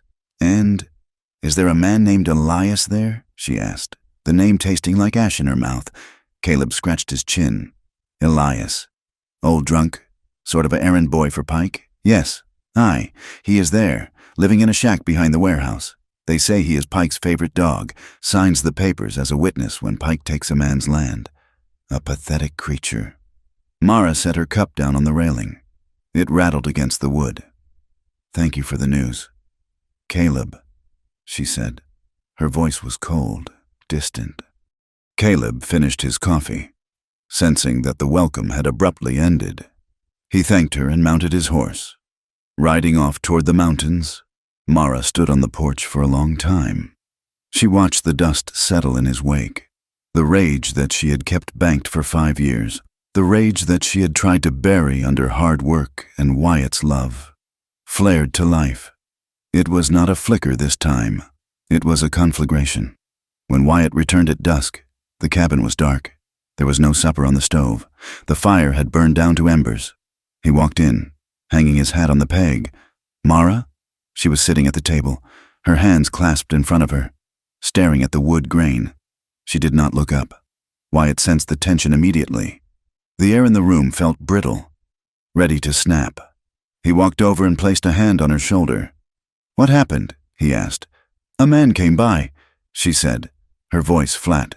From home. Wyatt's hand stilled. He did not say anything. He waited. Harlan owns it all. Wyatt, she said, finally looking up. Her eyes were dry, but they burned with a terrifying intensity. The whole valley. He is taking land. He is buying laws. And he is taking girls. Wyatt pulled a chair out and sat opposite her. He rubbed his face with his hands, the dust of the day grinding into his skin. I figured he would, Wyatt said quietly. He is a greedy man. He is taking girls, Mara repeated, her voice rising. Just like he took me. And my father. He is helping him. He is witnessing the thefts. He is living off the scraps Harlan throws him while other families are destroyed. It is a bad business. Mara, is that all you have to say? She snapped. It is a bad business? Wyatt looked at her, his expression guarded. What do you want me to say? We knew who they were. That is why we left. We ran, she corrected. We did not leave. We ran away and hid here in the middle of nowhere while they got stronger.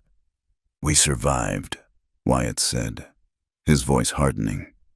Look around you. Mara, we built this house. We have cattle in the pen. We are free. Are we? She demanded. She stood up, pacing the small room. How can we be free when I wake up screaming his name? How can I be free when I know there is another girl, right now, crying in that wagon, being driven to that ranch? Mara, Wyatt said, standing up to stop her pacing.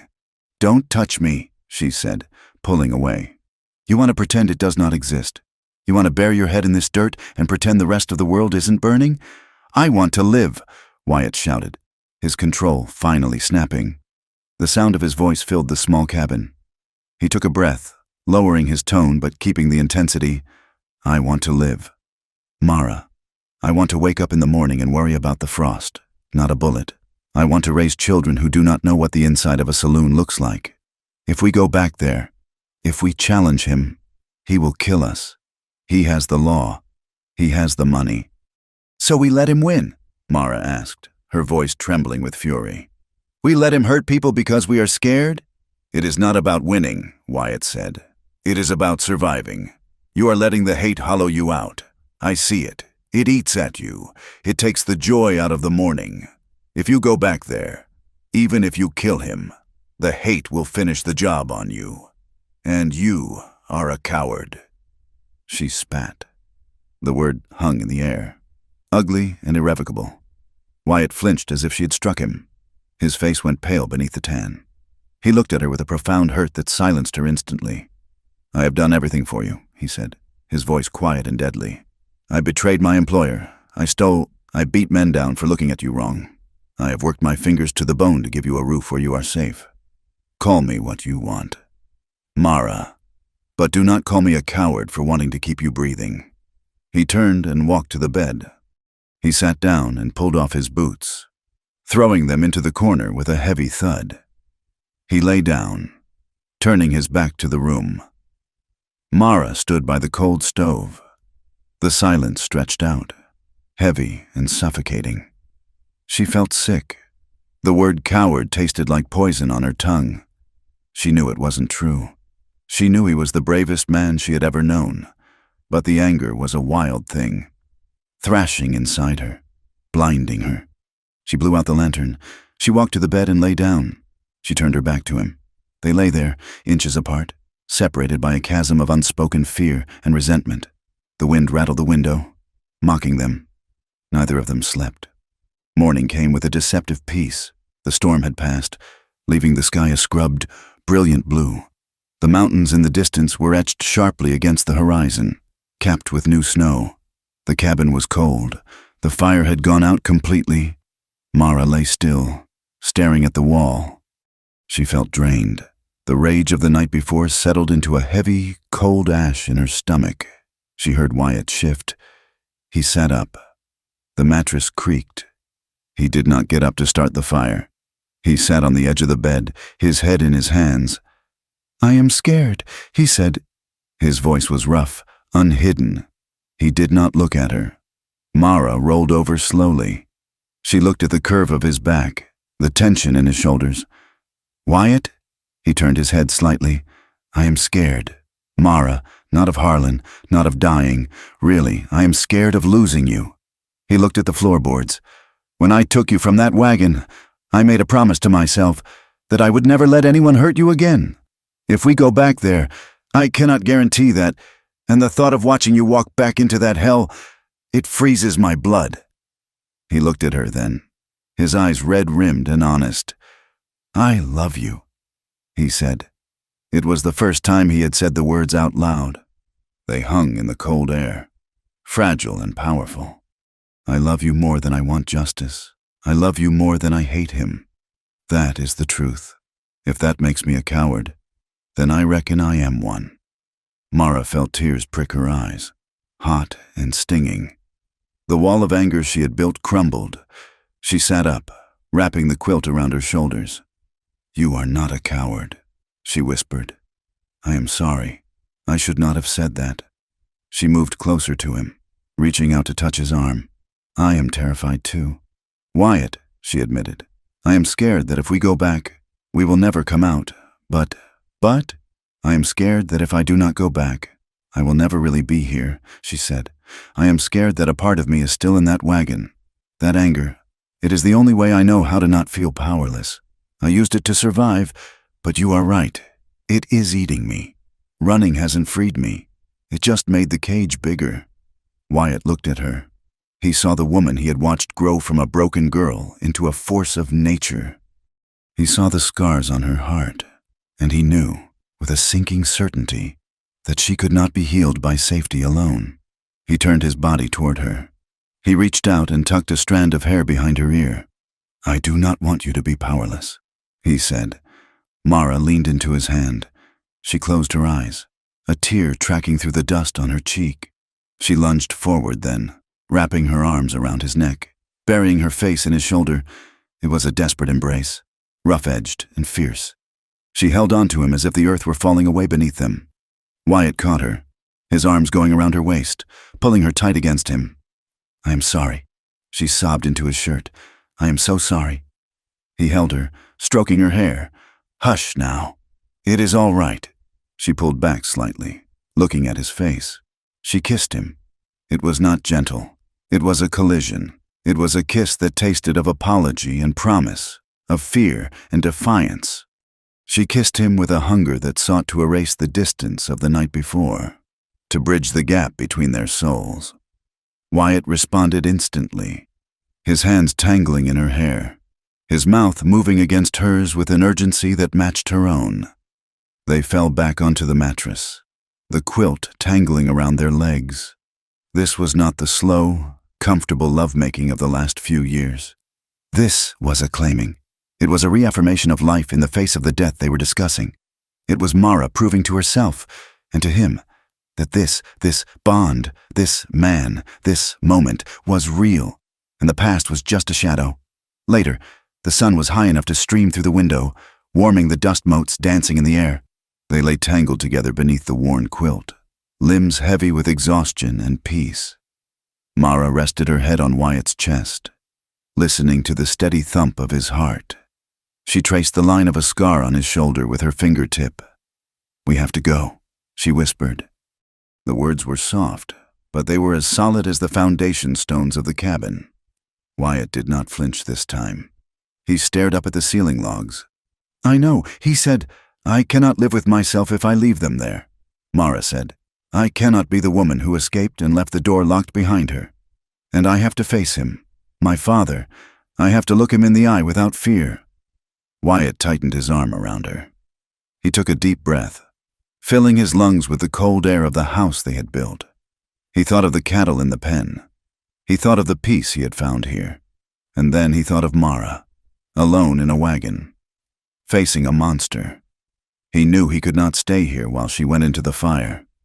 There was no life for him in this cabin without her. "If you go," he said, his voice steady and final, "then I go too." Mara propped herself up on one elbow. "You do not have to. You could stay. Keep the land." "No," Wyatt said. He looked at her, his slate-gray eyes clear and resolved. "There is no land for me without you, Mara. Wherever you choose to stand, that is where I belong. We ride together." Mara looked at him, and her heart swelled with a love so painful and sweet it made her breath catch. She nodded slowly. "Together," she said. Wyatt sat up. He swung his legs out of bed and reached for his trousers. "Then we best get started," he said. "We have cattle to sell. We need supplies. And we need ammunition." Mara watched him stand up, the sunlight outlining his form. She felt a cold shiver of anticipation, but the crushing weight of helplessness was gone. She was not a victim anymore. She was a woman with a rifle, a horse, and a man who would burn the world down for her.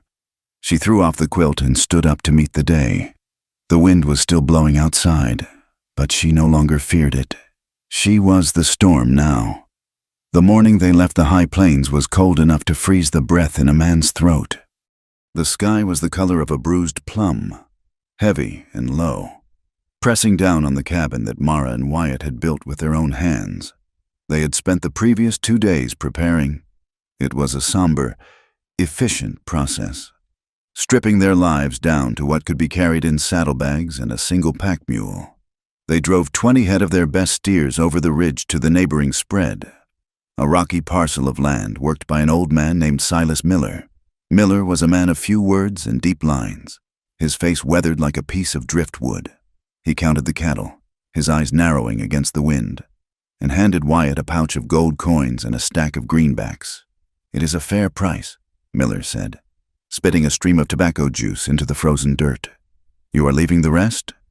"We are leaving them in your care," Wyatt said. "If we are not back by the first snow of next year, they are yours. Consider it payment for the feed."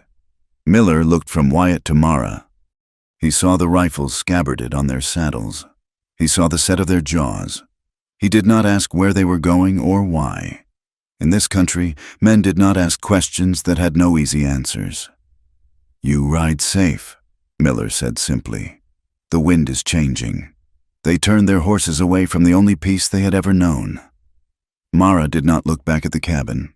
She kept her eyes fixed on the ears of her horse, afraid that if she looked at the smoke curling from the chimney one last time, her resolve would shatter like ice under a hammer. The journey south was a descent into memory. They rode through country that grew increasingly arid and hostile. They navigated wind-carved canyons where the red rock walls rose hundreds of feet on either side, twisting and turning like the corridors of a nightmare. The wind here did not just blow. It screamed, funneling through the narrows with a sound like a dying animal. They crossed wide stretches of prairie where the grass was brittle and yellow.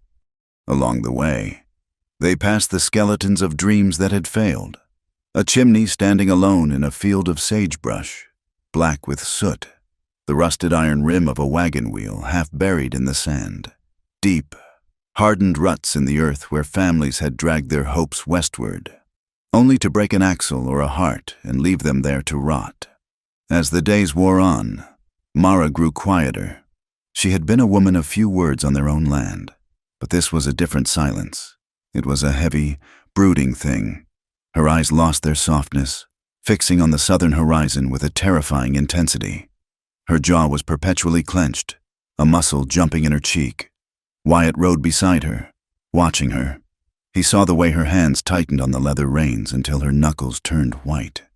He saw the way she scanned every ridge, not for game, but for threats. On the fourth day, as the sun began to dip toward the jagged line of the mountains, Wyatt spurred his horse closer. He reached across the gap between their saddles. He did not speak. He simply covered her white-knuckled hand with his own. Mara started looking at him.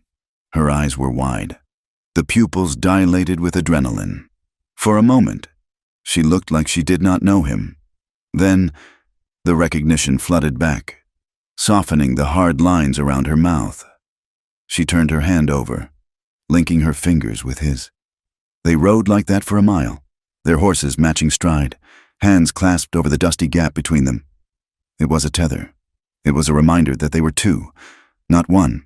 The town had a name, but to Mara, it had always just been the place. Now, as they crested the final ridge and looked down into the valley, it looked like a festering wound on the landscape. It had changed in 5 years. Where there had once been a loose collection of clapboard shacks and tents, there was now a sprawling settlement. New buildings of raw lumber lined the main street. A massive warehouse sat near the creek, storing grain and whiskey, and dominating it all. Standing 2 stories tall with a fresh coat of paint and a balcony that looked down on the street like a throne, was the saloon. The sign above the door was large, painted in gold letters that caught the dying sun. Pike's Palace. Harlan's name was not just on the saloon. It was on the livery stable.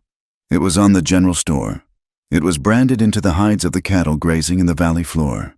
They rode down the main street at a walk. The dust was thick, smelling of manure and coal smoke. The town felt heavy, oppressive. People stopped to watch them pass. Men leaning against posts straightened up, their eyes tracking the rifles and the pack mule. Women in faded calico dresses hurried their children inside, casting fearful glances over their shoulders. Old-timers, men Mara vaguely remembered from her childhood, squinted at her through the grit. She saw recognition dawn in a few pairs of watery eyes. A widening, a sudden intake of breath. They looked at her as if they were seeing a ghost, or something worse, a reckoning. Mara held her head high. She let them look. She was not the girl in the wagon anymore. She wore a man's duster coat and a flat-brimmed hat. She wore a revolver on her hip, the leather of the holster worn smooth. They stabled their horses at a livery that was not owned by Harlan, a rundown structure at the edge of town run by a man with one arm. They paid in coin, asking for a private stall and fresh hay. "Where are we going?" Wyatt asked as they stepped back out into the glare. "The graveyard," Mara said. It was a small plot of land on a rise overlooking the creek, fenced in by rotting posts and barbed wire. It was choked with weeds and tumbleweeds. Mara opened the gate. The hinges shrieked in protest. She walked past the newer graves, marked with wooden crosses, to a small depression near a twisted juniper tree. The marker was simple, a piece of slate carved by Elias years ago, before the drink took his hands. Sarah. Mara knelt in the brittle grass. She did not pray. She simply touched the cold stone. Memories of her mother were faint now, a smell of dried lavender, a soft hum while kneading dough. But the loss was as sharp as ever. Her mother had died of a fever when Mara was 10, leaving her alone with Elias. If Sarah had lived, none of this would have happened. Sarah would have stood between Elias and the bottle.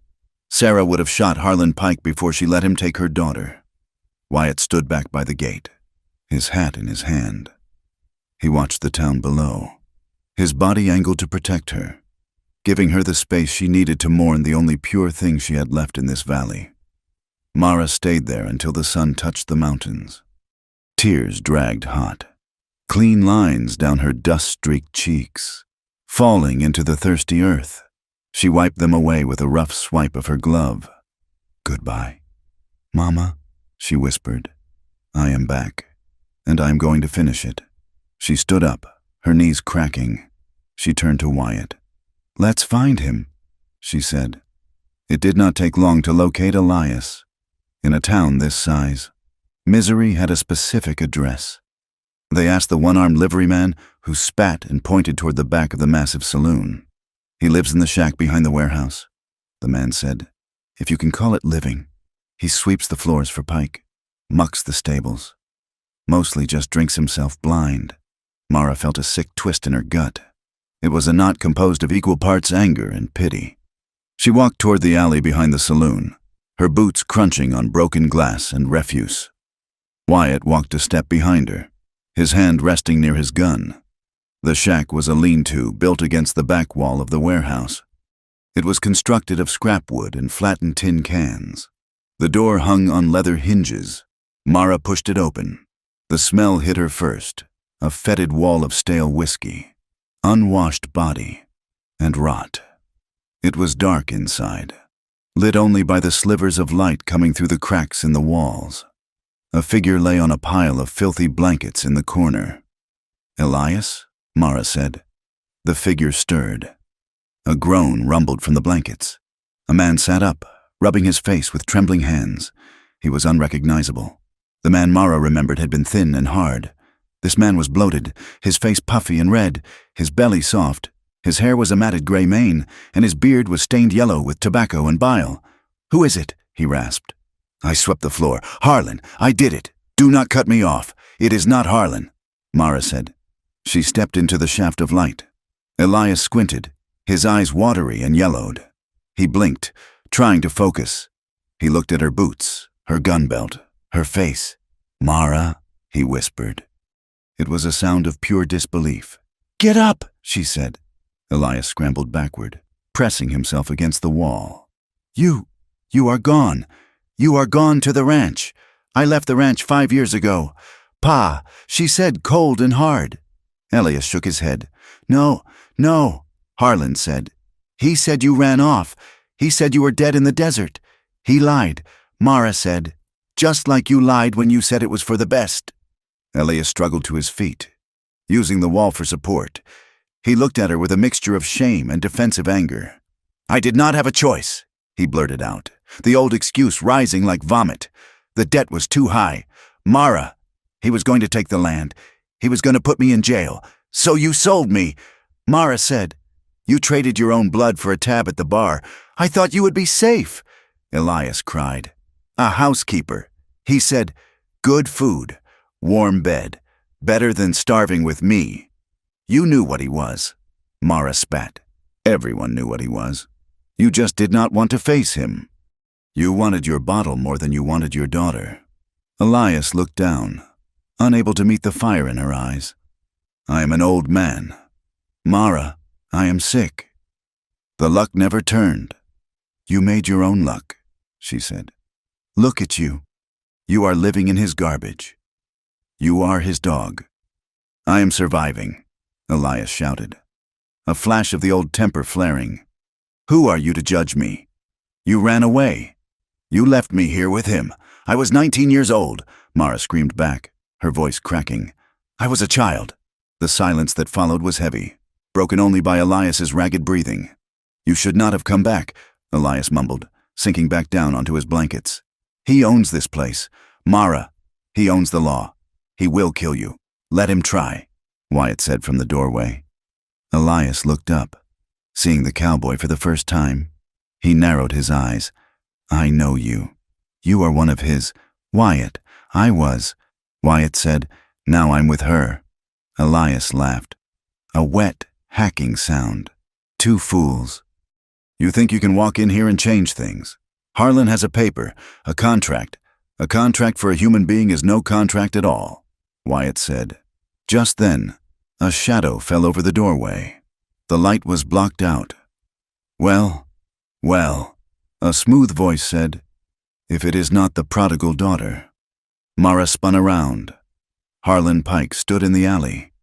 He had aged well. His suit was fine wool, clean and pressed. His vest was silk. He wore a gold watch chain that glittered in the sun.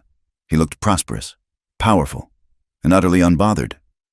Two men stood behind him, big men with shotguns cradled in their arms. Harlan smiled. It was a smile that did not reach his eyes.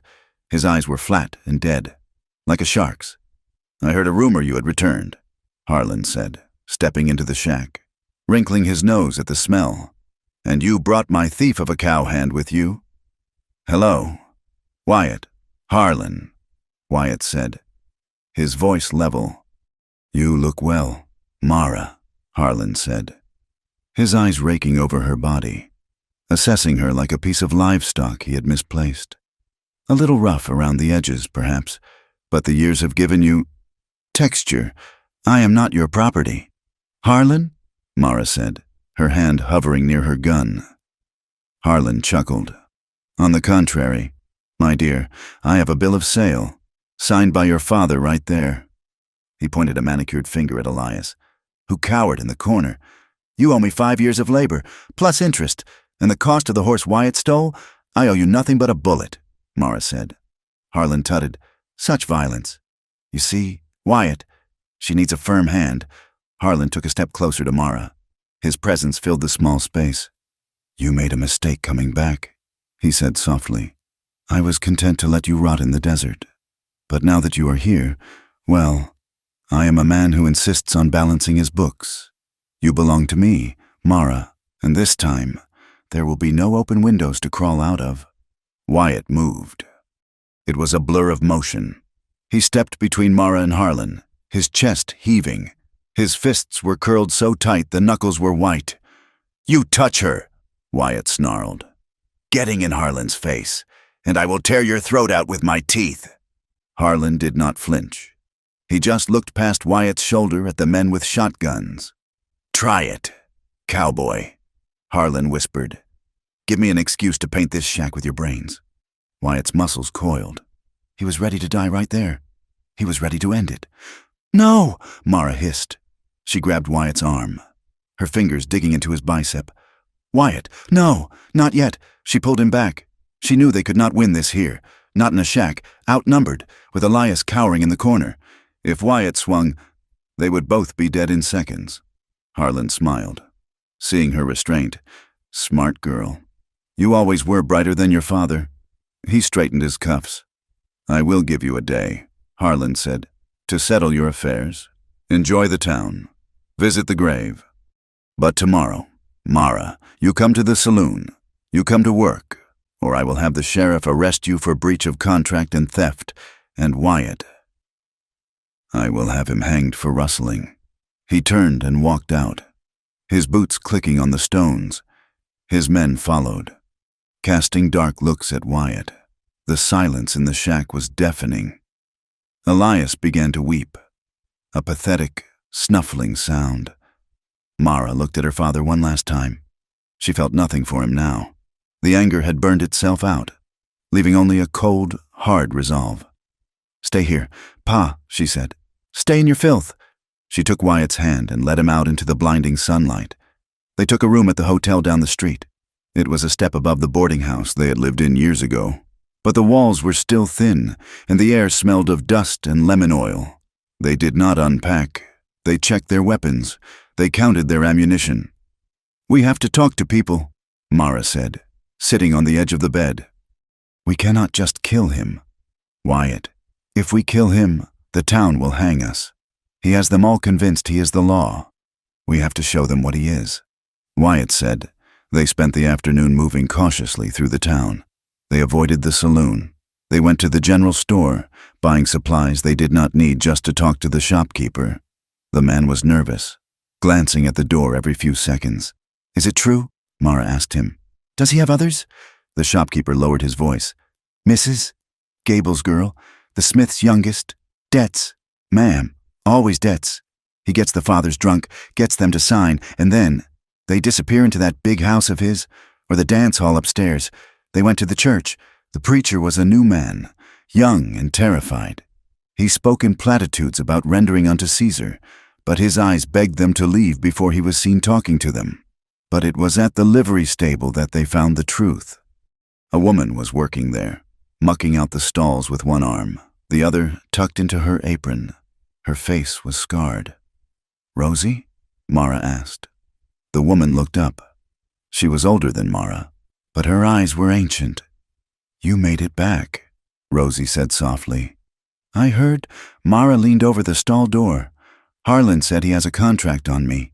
He has contracts on half the town," Rosie said bitterly. She dropped her pitchfork. "My brother owed him for seed. Harlan took me, said it was for a month." "What happened?" Wyatt asked. "I was there 3 days. Rosie said he is a devil. My brother came back with a rifle. Told Harlan he would burn the ranch down if he did not let me go. Harlan laughed, but he let me go. Said I was damaged anyway." Rosie pulled her arm from her apron. "It was twisted. The bone healed wrong. He broke it before I left," she whispered. "A reminder to keep my mouth shut." Mara felt a fire ignite in her chest that was different from the rage she had felt for her father. This was not personal anymore. This was not just about her lost innocence or her father's betrayal. This was a monster eating a town alive. "There are others?" Mara asked. Rosie nodded. 5 or 6 girls up at the house, more in the saloon. They are scared. Mara, they have nowhere to go." Mara looked at Wyatt. His face was grim. His jaw set like granite. "We cannot just leave," she said. "I know," Wyatt said. Night fell over the town like a shroud. The music from the saloon drifted down the street, a tinny, frantic piano tune that sounded like forced laughter. In the hotel room, Mara and Wyatt lay in the narrow iron bed. They were fully dressed, save for their boots. The door was bolted, and a chair was wedged under the handle. The tension in the room was a physical thing. It coiled in the corners. It sat on their chests. Mara stared at the ceiling. She could feel Wyatt's body beside her, stiff and alert. "He is going to come for us tomorrow," she whispered. "Let him come," Wyatt said. "I am scared. Wyatt, I know." He turned on his side, pulling her into his arms. It was a desperate embrace. They clung to each other as if the floor were falling away. In the dark, with the sounds of the hostile town outside, they needed to feel something tender. They needed to remember that they were human, not just instruments of vengeance. Wyatt's hands moved over her, not with the practiced ease of their nights in the cabin, but with a frantic urgency. He touched her face, her neck, her shoulders, as if memorizing the shape of her. Mara buried her hands in his hair, pulling his mouth down to hers. She kissed him deep and hard, tasting the fear and the love on his tongue. "Make me forget," she whispered against his throat. "Just for an hour. Make me forget him." Their lovemaking was soft and urgent all at once. It was a silent conversation in the dark. Mara cupped Wyatt's face, her thumbs tracing the lines of his jaw. He whispered her name against her skin, over and over, a prayer and a shield. Every touch carried the unspoken weight of the dawn. They knew, without saying it, that this might be the last time, that tomorrow, bullets and fire might tear them apart. So they loved with everything they had. They poured their souls into the spaces where their bodies met, trying to build a fortress strong enough to withstand the morning. When it was over, they lay tangled together, sweating and breathless. The piano music down the street had stopped. The town was silent. Mara rested her head on Wyatt's chest. She felt his heart beating, strong, steady, alive. "We are going to end this," she whispered into the darkness. "For Rosie, for me, for all of them." Wyatt kissed the top of her head. His arm tightened around her, a band of steel. "We end it," he agreed. They did not sleep. They lay in the dark, eyes open, waiting for the sun to rise and bring the fire. The air in the town hung heavy and still, charged with the kind of oppressive electricity that precedes a summer thunderstorm. But there were no clouds in the sky, only a relentless, baking sun that turned the dust of the main street into a blinding white haze. For 3 days, Mara and Wyatt had moved through the shadows of the settlement, stitching together a fragile tapestry of resistance. It was slow, dangerous work.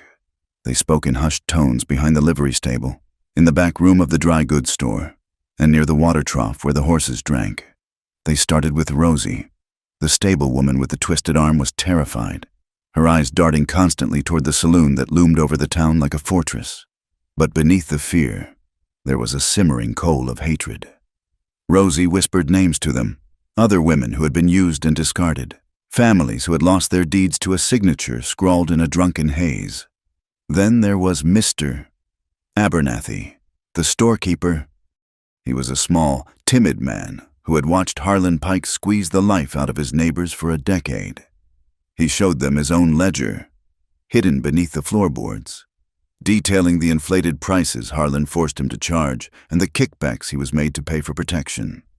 And there was Timmy, a stable boy of no more than 16 years. He walked with a limp, a gift from Harlan's foreman, Dutch, for speaking out of turn. The boy had seen things, money changing hands, threats delivered in the dead of night. It was not an army. It was barely a squad. But it was a start. Harlan Pike was not a man who missed much. He sat on the balcony of his saloon, drinking iced tea and watching the street. He saw the way people stopped to talk to the stranger in the duster coat. He saw the way heads bowed together in conversation. He smelled the smoke of rebellion, and he moved to stomp it out before it could catch fire. The rumors started first. They were insidious, planted by Harlan's men in the ears of the drunks and the gamblers. "Those two are grifters," the whispers went, trying to shake Harlan down. "The woman is a whore who stole from him, and the man is a rustler." The town, accustomed to bowing to power, began to turn. The glances directed at Mara and Wyatt grew colder. The door to the general store was locked when they approached. The preacher crossed the street to avoid them. Then came the violence. It happened on a Tuesday night. The moon was obscured by high clouds, plunging the alleys into ink-black darkness. Wyatt had gone to the livery to check on the horses, leaving Mara in the hotel room with the door bolted. He was on his way back, walking quickly, his hand near his gun. He heard a boot scrape on stone, but it was too late. A shadow detached itself from the wall of the warehouse. Then another. Before Wyatt could draw, something heavy and hard struck the back of his head. The world exploded into white light and pain. He fell to his knees, his vision swimming. A boot slammed into his ribs, knocking the wind out of him. "Hold him up!" a voice growled. It was Dutch. Rough hands grabbed Wyatt's arms, hauling him to his feet. He shook his head, trying to clear the fog, but a fist slammed into his stomach, doubling him over. Dutch grabbed a handful of Wyatt's hair, yanking his head back. "Harlan sends his regards." Dutch sneered, his breath smelling of onions and rot. "He says you have overstayed your welcome. Take the girl and ride out by dawn. If we see you tomorrow, we will bury you in the canyon." Dutch drew a knife. He brought the hilt down hard on Wyatt's temple, splitting the skin. Then he punched him in the mouth, a sickening crunch of teeth cutting into lip. They dropped him in the mud. Wyatt lay there, gasping for air, the taste of copper filling his mouth. He heard them laugh as they walked away, their boots heavy and confident. It took him 20 minutes to crawl back to the hotel. When Mara opened the door, her face went white. Wyatt stood in the hallway, swaying, his shirt torn and soaked in blood, one eye swollen shut, his lips split wide open. "Wyatt!" She pulled him inside, locking the door with trembling hands. She guided him to the bed, her heart hammering against her ribs like a sledgehammer. "Sit down," she commanded, her voice shaking. She fetched the basin and a cloth, and she wiped the blood from his face. Seeing the damage Harlan's men had inflicted, the fear that had been her constant companion for days suddenly vanished. It did not fade. It crystallized. It hardened into something cold and sharp and unbreakable. Wyatt hissed in pain as she touched his ribs. "We have to go," he rasped, spitting blood into the basin. "They will kill us. Mara, we cannot win this." Mara looked at his battered face. She looked at the man who had saved her life, the man who had built a home with her, the man who loved her enough to walk into hell beside her. And she saw what Harlan had tried to do. He had tried to break Wyatt to break her. She rinsed the cloth, the water turning pink. She wrung it out with hands that were steady as stone. "No," she said. "Mara," Wyatt pleaded, grabbing her wrist. "Look at me. We are alone here. We are not alone," she said. "And we are not leaving." She stood up, walking to the window. She looked out at the saloon down the street, blazing with light and noise.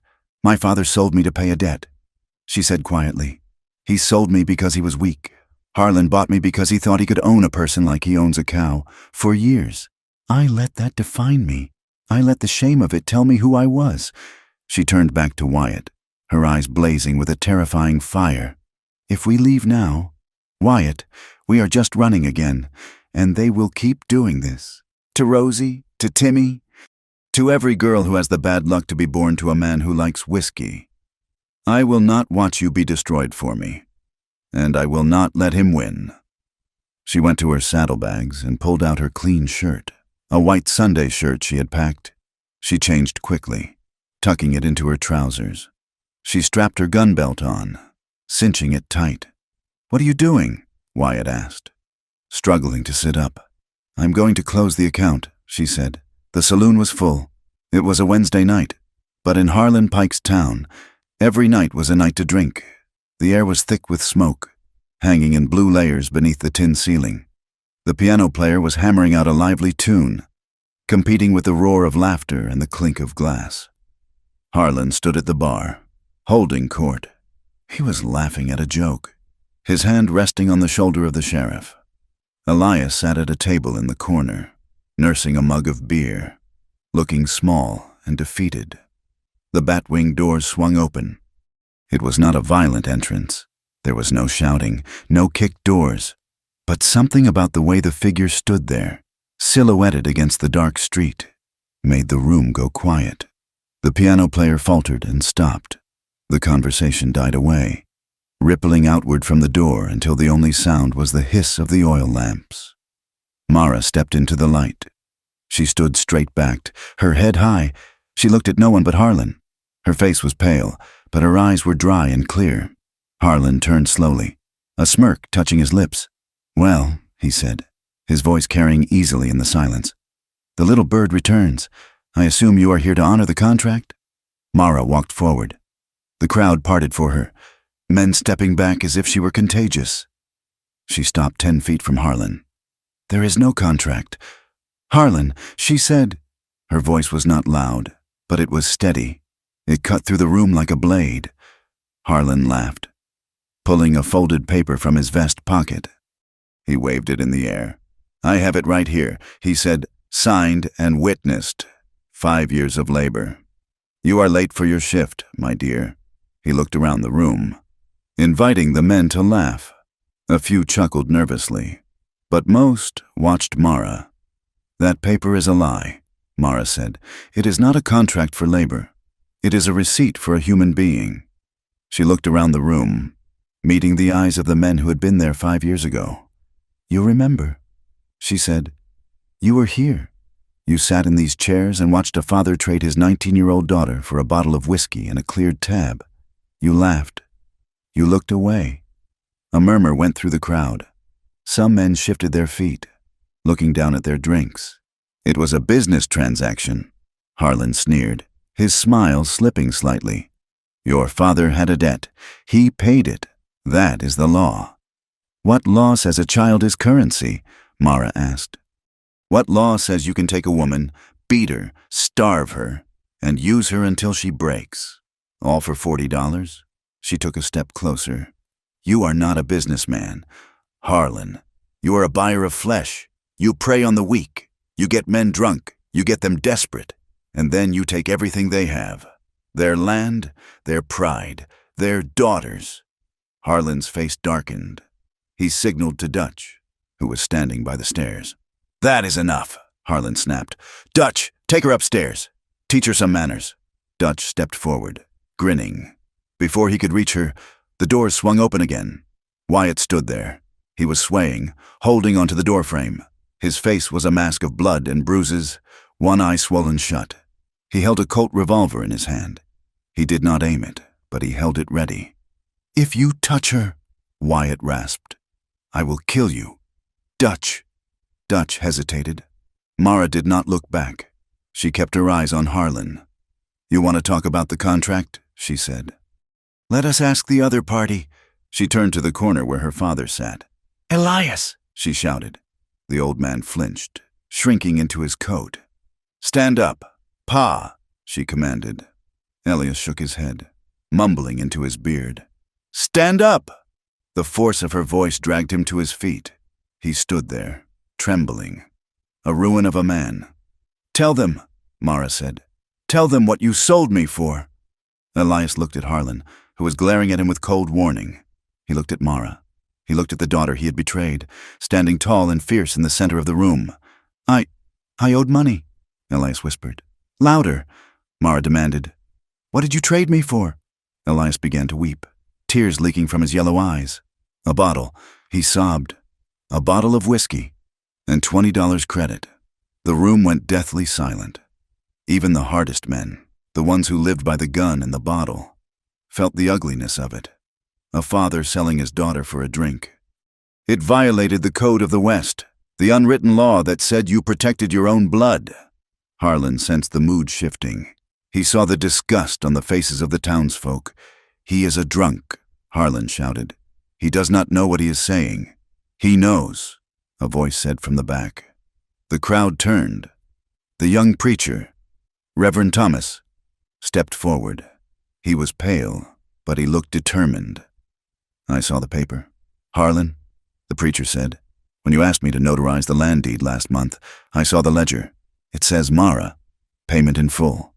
The preacher looked at the men in the room. No piece of paper can sanctify a sin, he said, his voice gaining strength. To sell a child is an abomination. It is not law, it is slavery.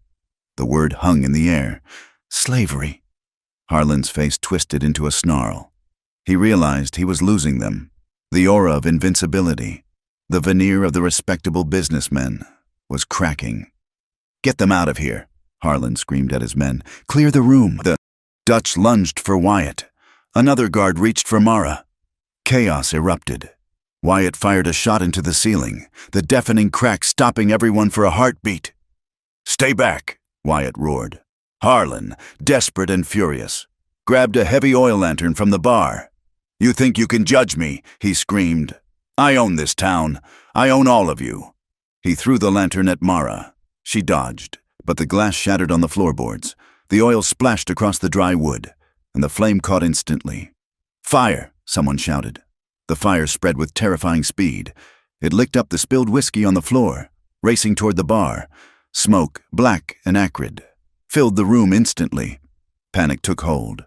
Men scrambled for the doors, overturning tables and chairs. Harlan did not run for the door. He ran for the office behind the bar. My ledgers, he shrieked. My books. He needed the books. The books were his power. They held the records of every debt, every mortgage, every soul he owned. Mara saw him run. She saw the flames climbing the curtains. She ran after him. Mara! Wyatt shouted, coughing in the smoke. Mara reached the bar just as Harlan emerged from the office, clutching a stack of heavy leather-bound books. His eyes were wide with madness. "Get out of my way!" Harlan screamed. Mara stood her ground. The heat was intense, singing the hair on her arms. "It is over. Harlan," she said. She grabbed the top ledger from his stack. He tried to hold on to it, but she wrenched it free. "No!" he cried. Mara looked at the book. It was heavy. It contained the names of half the town. It contained her name. She turned and threw it into the heart of the fire. The pages curled and blackened. The ink boiled. She grabbed another and another. Harlan dropped the rest, trying to dive into the flames to save them. "My money, my debts." Mara watched him. For a split second, she considered pushing him in. It would be so easy. A shove, and he would burn with his greed. But she looked at his face, twisted, pathetic, screaming for paper while the roof collapsed. He was already dead. The man he thought he was had been consumed. She stepped back. Wyatt appeared at her side, grabbing her arm. The smoke was blinding now.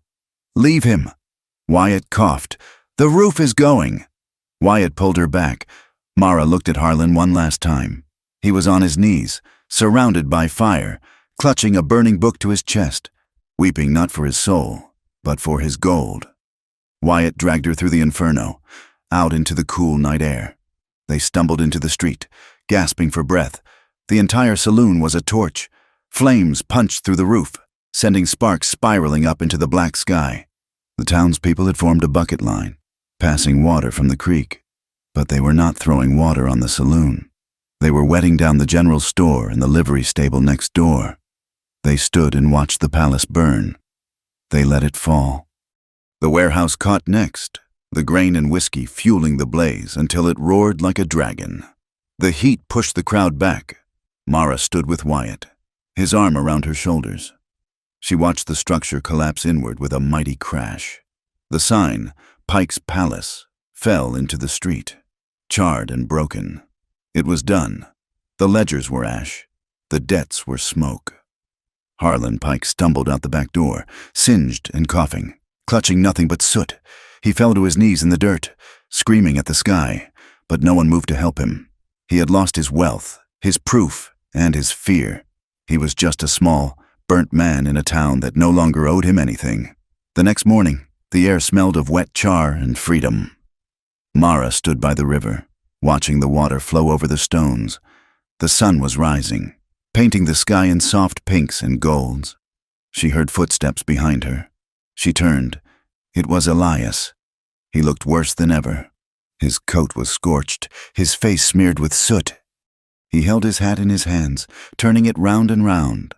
"Mara," he croaked. She did not speak. She waited. I am sorry," he said. The words were quiet, broken. "I was weak. Girl, I was a bad father. The drink. It took me." He looked up at her, his eyes pleading for absolution. "I can change. Mara, now that he is gone, maybe I can come with you. I can work. I can mend fences." Mara looked at him. She looked at the man who had given her life and then sold it. She felt the old ache, the desire to be a daughter, to be loved. But she also felt the steel in her spine. She thought of the nights she had spent screaming in her sleep. She thought of the bruises on Wyatt's face. "No, Pa," she said. Elias flinched. "Mara, please, I am your kin. You are my father?" she said softly. "That will never change, but you are not my family. Not anymore." She took a step closer to him. "I do not forgive you," she said. Elias crumbled, burying his face in his hands. "But," she continued, her voice steady, "I will not carry your sin anymore. It is yours to hold. I am putting it down right here, by this river." She turned away from him. "Goodbye, Elias." She walked up the bank, her boots crunching on the gravel. She did not look back at the sound of his weeping. She left him there with his guilt and the water. That was punishment enough. Wyatt was waiting for her by the horses. He had bandaged his ribs and cleaned the blood from his face, though he was still moving stiffly. "Ready?" he asked. Mara took the reins of her horse. She looked at the town one last time. People were already clearing the rubble. Rosie was standing by the livery, watching them. She raised her good hand in a wave. Mara nodded back. "I am ready," she said. They mounted up and turned their horses north. They rode out of the valley, leaving the ghosts behind. They did not talk for a long time. The silence between them was comfortable, filled with the knowledge of what they had done. They had faced the monster and won. Days later, they crested the ridge overlooking their own land. The cabin sat there, small and sturdy against the vastness of the plains. Smoke curled from the chimney. Old Silas Miller had kept the fire going for them. It was dusk. The first stars were pricking the violet sky. They reined in their horses on the ridge. The wind was blowing, cold and sharp, but it felt clean. It felt like their wind. Mara slid down from the saddle. Wyatt dismounted beside her. He wrapped his arms around her, burying his face in her hair. She leaned back against him, feeling the solid warmth of his body. "We are home," he whispered. Mara rested her hand on her abdomen.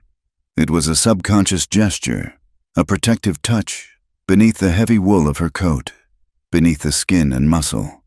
She felt a secret hum of life, a new beginning, a fragile, fierce hope growing in the dark.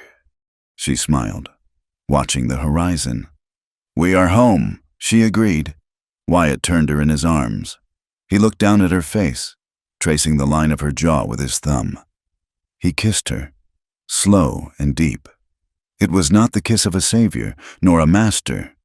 It was the kiss of a partner, a man who had chosen her when she was nothing but a debt, and who had been chosen in return. The old wounds were there. They would always be there, but they were scars now, not open sores. Mara turned back to the east, watching the sky lighten with the promise of the dawn. Her eyes held the reflection of the rising sun. There was fire in them still, not the destructive fire of the saloon, but the steady, enduring flame of a woman who had walked through hell and come out the other side holding her own life in her hands. She was Mara. She was free, and the future was wide open. Thank you so much for listening to this story. It has been a journey through the dust and shadows of the American West, and I hope Mara and Wyatt's fight for freedom resonated with you. I would love to know where you are tuning in from today. Please leave a comment below and tell me which part of the world you call home. If you enjoyed this tale of resilience and justice, please consider subscribing to the channel From Wild West. Your support helps us bring more of these stories to life. And finally, I'd love to hear your thoughts on the ending. Did Mara make the right choice leaving her father behind? Share your thoughts in English in the comments. Until next time, keep your eyes on the horizon.